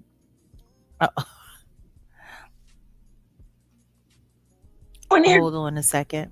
Am I here? Okay, hey Eb. Yeah, no. So sick. Oh, you just hurt my. Oh my goodness. I think that's the reason why Carmelo's parents were in such a numbing state of shock when Carmelo got convicted. I think they thought because they were outside of Louisiana that it wasn't going to be the same Southern politics for black boys. I think they truly believed that. I think they thought because he was working at the Mercedes-Benz dealership in a predominantly, upwardly mobile, white Texas town, I think they thought things were different there. Which is why when his father said in that interview, we were delusional, I believed him. Because if this had happened in Louisiana, it would have made perfect sense. I have a friend that's close to us right now. He's from Texas. And when I talk to him, it brings me anguish, honestly, because Texas is deceitful, baby. Texas is deceitful. When I tell you anything that is uplifting for us. He does not even see himself in that reality, and every white is right about he's the epitome of Harriet Tubman saying it ain't no saving this person because they don't know they're a slave. See, Yeah. that's the issue that I have with Juneteenth. Because for me, I know people like to celebrate Juneteenth, and I know they like to put their spin on Juneteenth. And it's always interesting listening to people above the Mason-Dixon line talk about Juneteenth, but they don't really talk about Juneteenth. They say, "Oh, the slave owners, they stole this away from the black Keep it man," clean. They keep it clean. and yada yada yada. But that's not what happened. Not That's at not all. That's not what happened. And they're not being honest about that. There's a lot of lies about Juneteenth because the truth is, plenty of the black people who knew how to read and who had been helping and working with Harriet Tubman, they left when they got the word, because they were able to. The people that didn't know were the ones that couldn't read, the ones that couldn't read newspapers, and the ones that were still dependent on massa. But worse than that, they were So also, hurtful. they were also the ones that had been fighting against people like Harriet Tubman that was trying to get people out of bondage, Yeah. out of slavery. So sad. My little cousin Robert, my entire family's from the South. I've never known nothing other than from here to Georgia, South Yeah. Carolina, and Florida. And I have a little cousin Robert. He's been locked up for about 5 years now. And even my family that's still down there, they tell me I'm too militant, but I've been telling them stop trusting your neighbors who took my little cousin into the woods, and they were all hee ha ha going fishing until they got him back there. And he had to defend himself with their You understand? And had to ill two of them. And the other one ran and told a lie. You know what I mean? And now he's in jail. They have to let him out. He's about to come out in about 3 years. But that's it's like, our people. That's how it works for our people, unfortunately. And we welcome Devin back to the stage.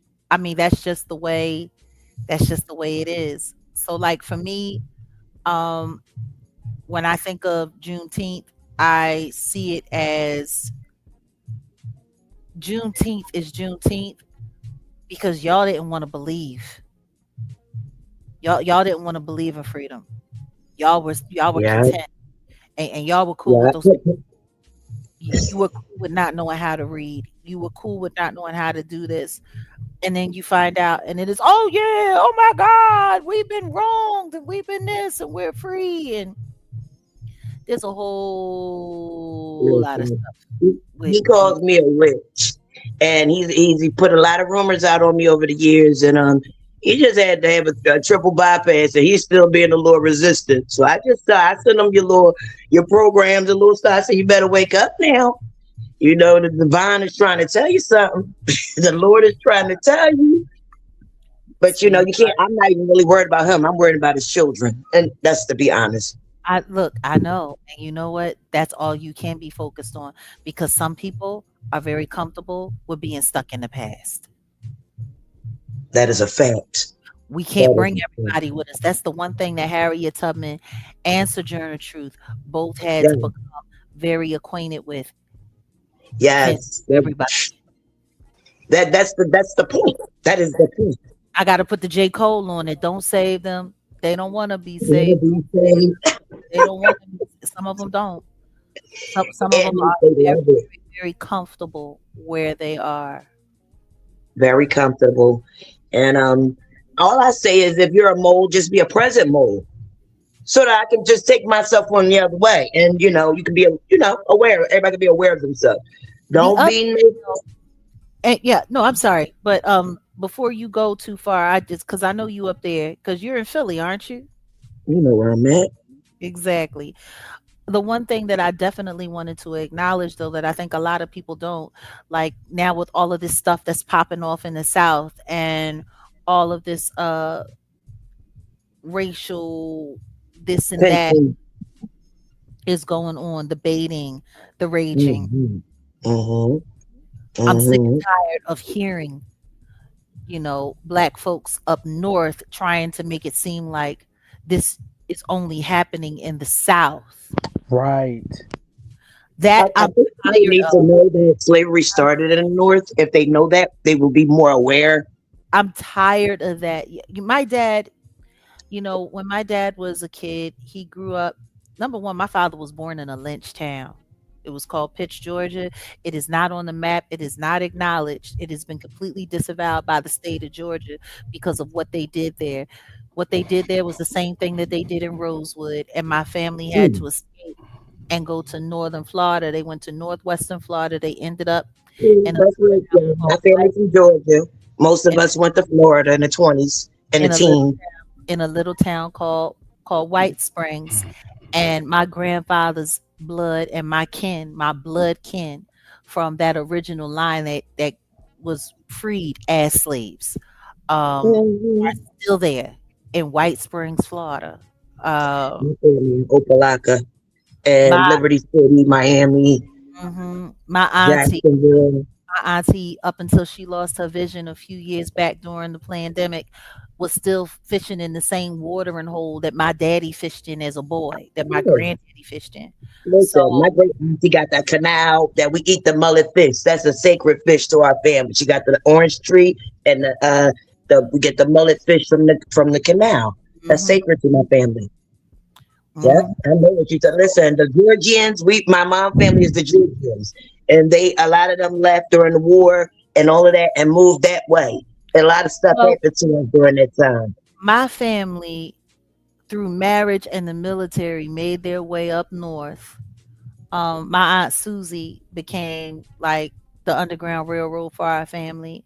Everybody piped their Mm, way up from yeah, Florida to Philadelphia, and then settled from there. The only yeah. ones that didn't was my aunt Verly and then my aunt Iola. Well, actually no, because my aunt Iola and my oh goodness, oh my aunt I Iola and love my this part. it's been so long since she I love passed this part. away. This is it. Why is Listen, escaping me? you sound just all of our experiences are similar because we all from here. You know what I mean? Just Oh beautiful. my goodness. But my two aunts, they ended up getting married to military men who they met while they were in Philly, and they went to Chicago. And Okay.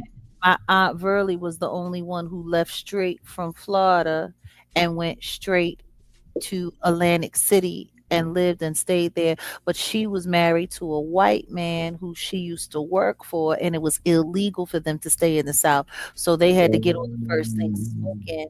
And she became one of the first shop owners, land owners, all of that in Atlantic City. When my aunt Verly died, the whole city pretty much, just paid their respects for everything that she had done. And she beautiful. had two marriage certificate, her first certificate from Florida, which was considered illegal, and then her second marriage certificate when it was legal for blacks and whites to marry nationally. Hmm. So, Hmm. That's um, what I'm talking about. Mr. Gunter, so like my family history is my family history. I'm very, very well aware of all of this stuff. So what I'm saying That's is, so is beautiful. that Wow, I love it, Jag. I love it. what my dad used to say to me all the time was, they lied to us down south. They told us if we made it above the Mason-Dixon line, we would find freedom, right? He said, but the truth is, he said, I found he said I found the coldest racism that there is. He said because racism up here is done with a smile. Mm. He said racism up here is so much worse because they sit there and they lie to you and they tell you everything is great and they tell you everything's okay. Meanwhile, they are derisively and silently working against you at every turn. Mm-hmm. He said, I appreciate Southern racism. He said, because at least they do that to your face. To your face. Damn, Listen, my that's some family real is stuff. from Dillon. There's a What little place called Dillon, South. Huh? I'm sorry. No, Devin It's was trying to say something. What did you say, Devin? And now oh, I I'm was saying sorry. that's some real stuff. I respect that. He's Yes, it right. is. Listen, my family is from a little town that we built called Dillon, South Carolina. We are the buffets. We still have an industry down there that they're not yet wanting to share with us, but I'm on a behinds because that's the white folks side. But my grandmother was biracial, and it was said that her mother had the entrance of the sheriff, and my great mother made the wine and everything. And she's a chef for surrounding towns, but we still have like a what do you call that mess? The train. We have a industry down there. It's all called Buffet. That's our last name. And the only reason we're up here, Buffet. Yeah, Buffet. I'm related to Bethesda. I'm sure you are. We all are. We going for that money anyway. My godmother was married to a Bethesda. High yellow. You better know it. And we coming for that money, but that's another thing on the side. So my uncles, they were kind of bad because they were kind of light. My dad was my color, so he got teased a lot. But his big brothers weren't. And they put a white guy's eye out at the picture show. So they had to leave that evening. My grandfather was the sheriff. He said he couldn't hold nobody back no more. But they were back the next season. They didn't go nowhere really. They just let shit die down. We ain't never stopped going there since, ever. My auntie Annie Mae, she said, I said, what's the story of our family? And there ain't no damn story. We built the town and we still on standout with them. What are you talking about? I said, okay, auntie. Yeah, that's it and that's all. But that's down there. Yeah, no, but that's a big part of the problem, I honestly believe. And Odell, you the Owens. I'm sorry, Greg. I wanted to mention this. The Owens, my family's from Charleston. They're from they have an English. They're related to the royal family, the Owens line. And my dad's the Owens. And there's a lot of Owens down there too, right near Dillon. Mm-hmm. My last name is Wright. That comes from Britain. That comes from England. That comes from nobility. So listen to me. I already understand. There's so much mixing and matching, but I'll be definitely tapping you because I have a cousin she's the last like living woman and on the buffet side, and she's just so dainty and sweet and light. And she said, Londa, I know you're gonna take us there. I said, I got it, auntie, I got it. But she believes that we're gonna get our money. Like I've interviewed her and everything. Like we had my great auntie died, and another family came in. Jag, there was 5 daughters with a mother looked just like my grandmother and her sister. They was dead already like 20 years. All the sisters looked like my cousins, and none of them know each other. That's how it works. I mean, that's the truth is the reason why white supremacy has worked so well is because of lack of knowledge amongst ourselves. We don't really know. And that's why, Odell, I wanted to tap you back in.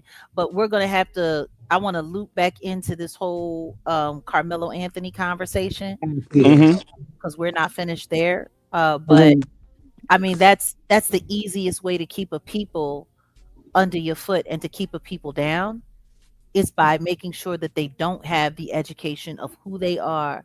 Because once you know who you are and where you come from, now you can research. You know, that's why I honestly the reparations movement keeps getting stopped because people don't really know all of the history and where all of the truths are buried. I already have I'm going to get. I want to get a half a bus, and we're going to South Carolina first to the City Records. I'm bringing people from Philadelphia surrounding that want to go. We're going there first, and then we're going to surrounding towns, going all the way down to the boot of Florida, because we're going to get all the paperwork correct. Well, then make sure that you go and you're looking at those old census records because census records, they have made them hard to find. Some of them transferred over digitally, but a lot of them are being kept and locked in old storerooms and stuff like that. What's the Jag, I like to add to something that you just said also, Jag. When you said that, you know, if people really knew who they were in their history, and I think that's something that has kept me so level grounded and like I think that's what has kept I think that's what my family respects about me, you know, is the fact that I'm really into not just the metaphysics but the history of our existence. Is important because if you research and study from all arenas the history of our existence, it will help you to understand what you can do to become better and not go through what those in the past have went through, you know? And so that's another reason why too, like as you mentioned with the Carmelo Anthony and just like local racism in general. I mean, I've experienced racism to some degree, you know, whether it was from other races or even my own race, but Right. it doesn't bother me or trigger me because I understand one that only certain types of souls or people or consciousness operate in a certain way. So why Oh, am I gonna get upset beautiful. at a dog barking? You see what I'm saying? So Like beautiful. like you're on that level of existence. It's so Two, beautiful. two, you don't determine public policy. One thing that the girl used to always say that I love is y'all mad at the wrong white folks. Like the white folks that y'all mad at couldn't help you if they liked you. Like Yep. your local racist does not determine public policy. So what are you mad at your racist neighborhood? You see what I'm saying? So On point, baby. it's like be upset with the folks that determine public policy that can make a change. Don't be upset with your local racist person that has the Confederate flag because he has no power or she has no power. That's right. That's right, baby. You're absolutely right. You on target. Keep on going, baby. You got it. Keep Thank on you. going. Absolutely. Odell, are you there? I'm right here. Okay. Hello, Dan. Yeah. Well, we have a bunch of people in the chat that are wishing Now go ahead. everyone happy Father's Day. So salute Happy to all of the Father's Day, everybody. fathers. Happy Father's Day to you. I'm gonna move out and And with the salute Carmelo Anthony everybody. thing, how's there no video? Like They just all so teenagers have jealous. phones. Where's the videos? They You deleted. know what? All those black folks that was there had their We phones out. talked They about scared that to earlier. show us. They got it. Them black No, but folks that was there got them on that video. They scared to show it. no, they were deleted. The videos of the people who were there were deleted. They made all the black people there delete their phones. The kids decided to delete the video of that day that they had there at that time. Yes. But it was other black adults there too. Yeah. I don't know if they were like teaching I said, staff or something. there's too much. There's a whole lot to this situation that is not properly being discussed. There is a lot of stuff that is being kept away. But I wanted to get back to this T-shirt because we're going to be getting ready to tap out soon. But this right here, this watermelon felon T-shirt. This is Charleston White. He's now selling them for $30 a pop. And I wanted to talk about how this really makes us feel. All right, was it you that touched on that he's a preacher from a different dimension? And I believe that wholeheartedly.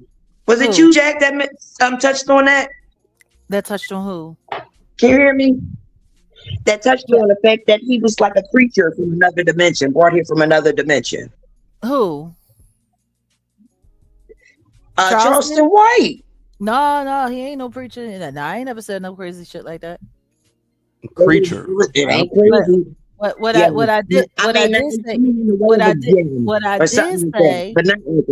I did say was that I do believe he is a federally backed informant who does misinformation online, and I do believe that he was hired to embed himself, gain the trust of the Anthony family, so that he could do exactly what he's doing right now. Lord have mercy, and you eating watermelon. Child. I love it. It's delicious. You know? You're absolutely right. Watermelon. My grandmother loved watermelon, you know? It's really disappointing. We all love watermelon. It's just for someone like Charleston White to do what he's doing after the way that the black community has made excuse after excuse after excuse after excuse for him, when it's very obvious who he is and what he does. Yeah. It's out of control. It's out of control. And if listen to me, child. I can't. But if y'all are done, we're gonna get ready to shut down now. So Ebony, as always, it is a pleasure. Way to Divine, go, guys. thank you for coming to share. Of course, no problem. Appreciate you very much. I Very appreciate proud of you, y'all. young man. Can Very I say proud of one you. last thing, Jaguar, before we go? Absolutely. You know, with this whole thing with the watermelon felon and so many people choosing to become an opposition to the people who look like them, you know, I'm not the creator, I'm not God, so I don't know what God's gonna do in the future. But in my spirit, I do feel like when you choose to do these things, you know, when we're at a time where I believe that the creator is trying to move not just our people, but all people to a better state of existence. When you're choosing to be the opposition of that, there has to be some kind of price to pay, you know, and I don't wish bad karma on nobody. I wish dharma for everybody. But when you're choosing to be opposition to, like you said before, you can't serve two masters. So when you're choosing to be opposition on unifying, what is left to happen to you? I mean, eventually you're going to have to face that forward. Eventually you're going to have to pay that debt. And so I don't feel bad, but I'm disappointed because people like Charleston White that do these things, you know, no matter who's putting you up to it or no matter what deals you may have made in the backdrop, you're gonna have to answer to that. And it may not be when you leave this earth. It might be while you're still here on this earth, you That's know. right. And It things are may not moving be really him at fast. all. It may be his children. It may be his Maybe it's children. children. Yeah, that's how it goes. It That's says the it in Exodus, the iniquities of father will pass on to the third and fourth generation of them that hate me, only showing mercy to those who truly love me and keep my commandments. So so. Sometimes our children pay for what we done wrong. And the worst of it all is that sometimes we have to live to watch them die, mm, to And it suffer hurt. for what we've done. mm. That's the worst karma of all. And I think that's another thing that people need to take into consideration when it comes to Jeff Metcalf. That might be what he's really grappling with. Mhm. Okay. You hit it. Austin Ball may club. not be dead because of what happened in that tent. Austin may be dead because what he is that was sold into him through his father came back. That's some heavy shit. Yeah. It's the truth. Yep. That's a conversation I would love for Nancy Grace and him to sit down and expound upon after he done had another drink. Mm. That was beautiful. Interesting. I'm so disappointed in Nancy Grace. I know we got to go, but I'm so disappointed. You know, I really enjoyed her at one point. Like when I was younger, I used to watch her, Jag. And when she covered the Whitney Houston's case, I'm like, yeah, she knows something happened to Whitney Houston. She calling it out. I was really Mhm. like rooting for her. And so I was disappointed to see what I've seen recently. She's great controlled opposition. She does this all the time. See, she stands up for a feminist agenda and she's anti-black male. Like she leans in heavy, heavy, heavy there. I Gotcha. want to pick up So the Whitney okay. Houston worked because she was busy running the feminist agenda, but not only that, as a prosecutor, she was also skating over a lot of things because the truth is somebody with her knowledge, there's no way she shouldn't have been pointing at Clive Davis. They were Mm. sitting No together. way. Okay. They were sitting together. Okay.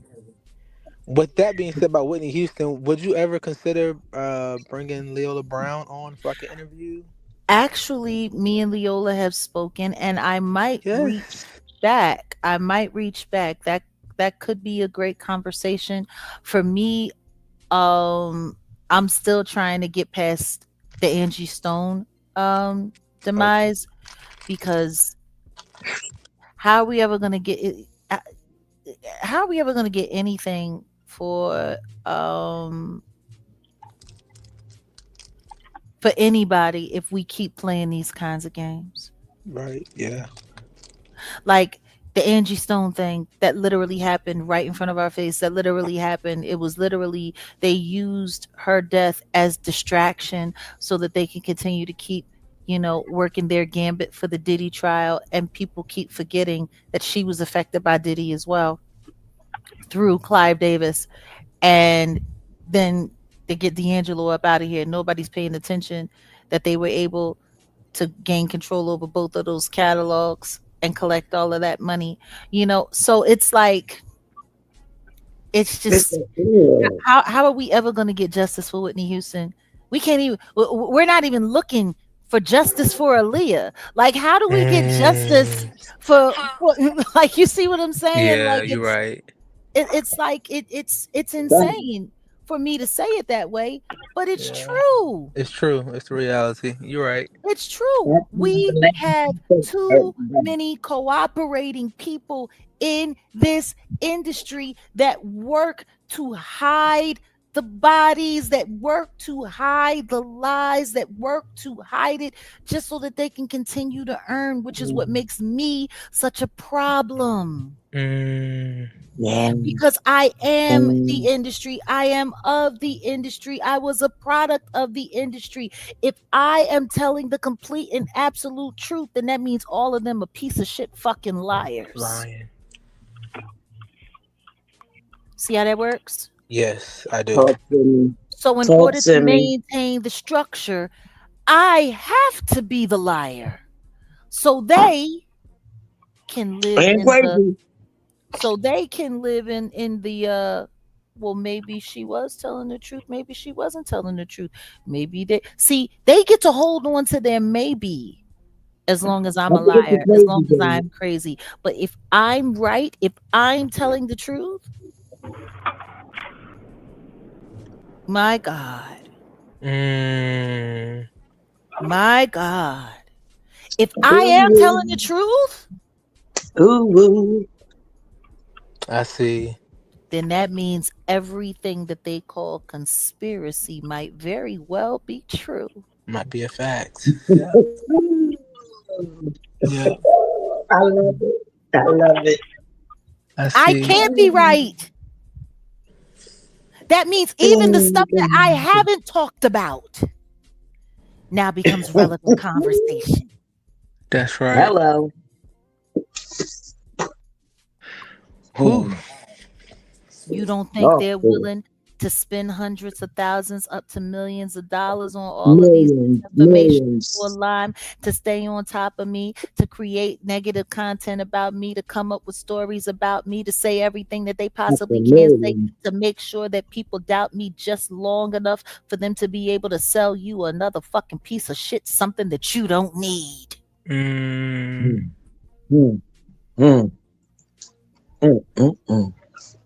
Preach. Yeah, I'm a problem. And they're either trying to convince people that I'm irrelevant or that I'm nuts. Funny thing is, I keep on coming up right. Right. Yeah. Yeah. I keep on coming up right. Yeah. Every time they try to discredit me, something else falls out of the ethosphere that proves me absolutely right. And then people sit around and say, oh, well, she just got lucky. Everybody knew that. Well, if everybody knew that, why am I the only person saying it? Saying something, exactly. Yeah, everything you do that fall out of nigga booty hole. Everybody knew. What does that mean if nobody's saying nothing then about everybody else? That part. And more importantly than that, if everybody knew and nobody's saying nothing and I'm the only one that is, or one of the very few that are, that would make me one of the toughest motherfuckers, and that would make all of them pussies, wouldn't it? Yep. Precisely. See? And on that note, guys, I'm going to say we're going to get ready to shut it down here. It's been a pleasure. Have a wonderful weekend. Happy Juneteenth, Father's Day, all of that good stuff. For sure. Happy Yeah, Father's we're Day, gonna get ready to Odell. roll out of here. All right. Thanks, Yeah. Jaguar. I appreciate Y'all go enjoy everything. your Great friends. convo. Have Thanks, fun for me. Odell. All right, dear. Yeah. We're gonna drop everybody Everybody. down Love now. you all. All right. Have a good night. All right. Peace. All right, Devon. Peace. Well, Odell. I mean, yeah, it was good that you know, you actually took time to do this. This was a great conversation. It spin off into other things as well. I definitely could see that. So let's just keep it going. I like if we don't go Friday, we'll go Saturday. Don't trip. You know what I'm saying? It just depends on what's going on. But I What think the schedule's looking like, yeah. you hit the nail on the head on a lot of this, and yeah, we're gonna keep it going. Absolutely. Do you have any final words? No. For, What do you want to do? Keep this going, or do you want this to go private? I mean, not private, but members. Well, actually, I think because there was a whole nother little thing that we needed to talk about. So, guys, we have another chat because there was some other things that we wanted to share We'll regarding. just have to come. We'll come back to that. What do you think? Either Well, tomorrow. I mean, we could get it out of here tonight. I was gonna say, let's just take a quick vote and do a 30-second countdown and see if the come back in members a few. want us to come back in a couple of minutes, or should we just do it tomorrow? So let's just take that poll. 30 seconds on the clock.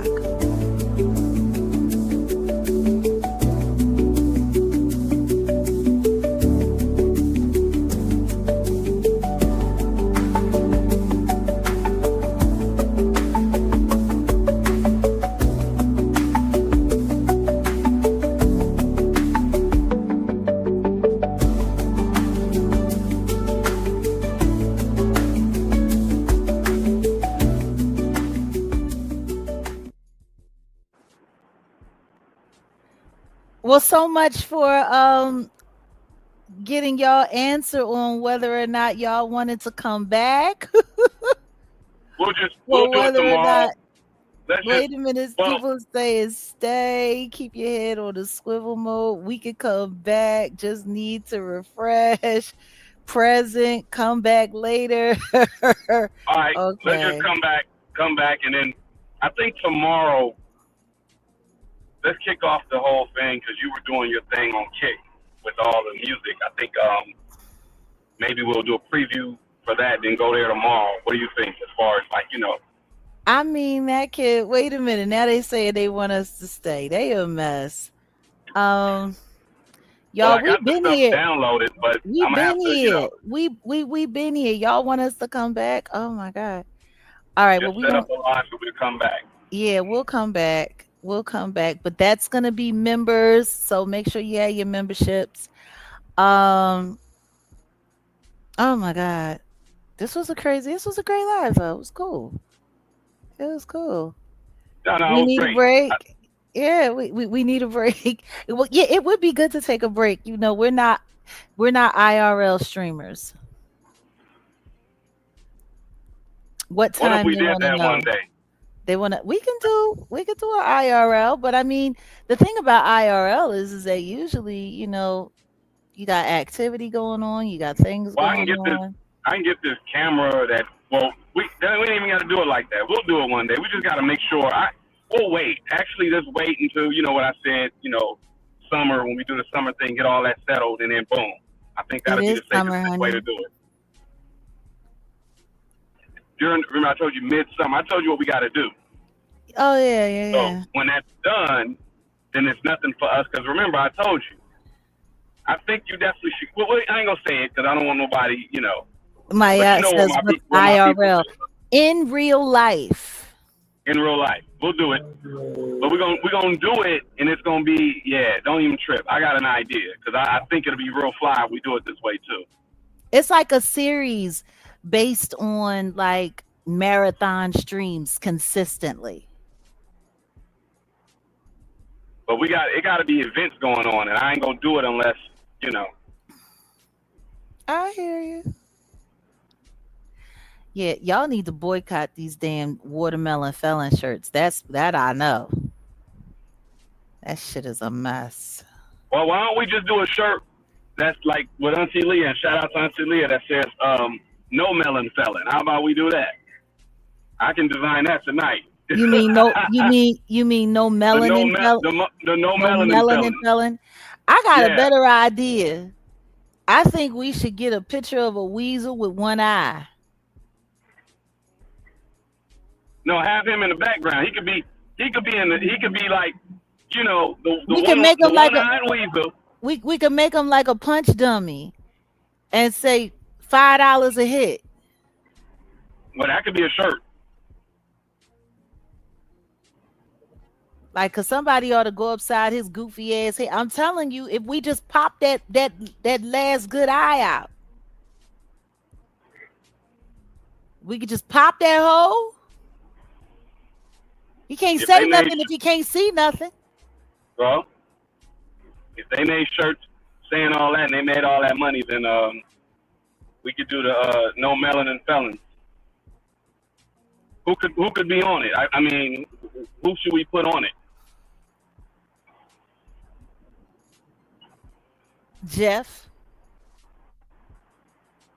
Well, we got to put felons on there, so. But we'll put him on there. I can do a caricature of him. It's out of control. It's out of control. No melanin felon. Or we could do dime store Indian. We could do a $5 Indian t-shirt because you know Jeff say he native. He native to hell. He's native to bourbon. That's what he native to. Wait a minute. Oh, I like that one for Charleston. Pop goes the weasel. Yeah. Oh, with one eye, that would be awesome. Listen to me. I'm telling you right now. Listen, look, I'll never forget when I was locked up, when they was accusing me of being a Diddy employee in that lawsuit in Chicago back in 2018. One of my last cellies that I had, she was a mess. She was pissed off because I had bottom bunk and she had top bunk and she wanted bottom bunk or whatever the case may be.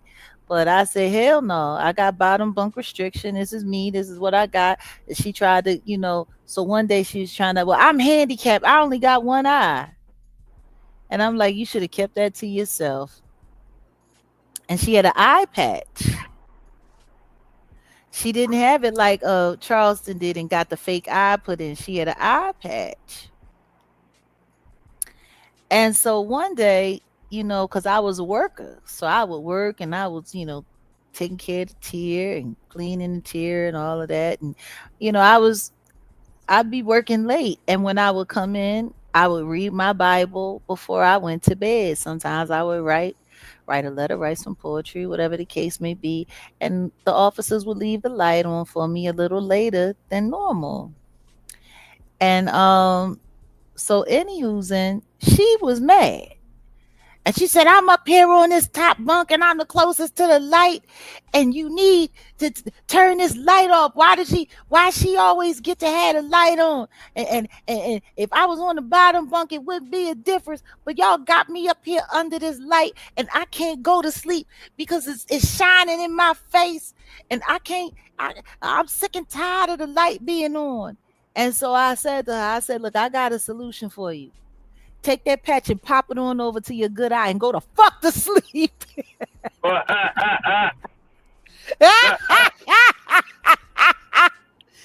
fucking bitch! She was mad as shit.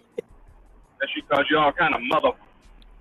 Oh, she called me everything but a child of God. And the officers was sitting there fucking laughing. They was like, you cold, Ms. Wright. You a cold piece for that one. And I said, let me tell you something. She only got one eye and she's got a patch. Cover it up. You won't see a damn thing. I said, I ain't lying. I'm telling you. Talking about you weak. Wait a minute, Charleston, white boy. And put him in whiteface. See, putting him in whiteface, that would be interesting. That would be real honest. Listen to me. It was a solution. It was a real solution. Thank you so much, Maya. No, for real. It was a real solution. You got one eye. You got one patch. Work it out. I can read my Bible and you can get you some sleep in the dark.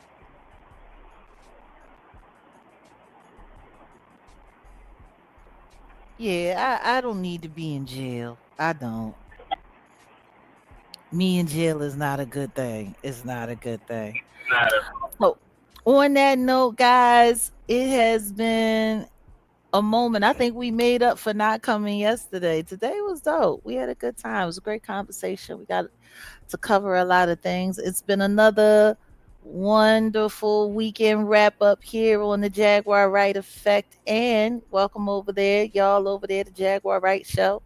If you didn't hit the like on your way in, please hit it on your way out. And replay gang, come on, run it up. Let's get these videos to 1,000.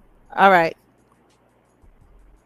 And please share this video on your timeline, because I think there was a lot of great conversation. Hey, Myrna, I think there was a lot of great conversation that needs to be shared. So today was it was a good conversation day. All right. Well, on that note, I am Jaguar Wright. He is Wolfgang Amadeus. This is the Jaguar Wright Effect, and we out. Peace. Hold on. One more time for the streets. Some of y'all don't want to hear that because you don't live in reality. But I'm telling you, as a psychologist, I'm not going to be able to psychologize all of them on the corner. Some of them going to sleep. For God!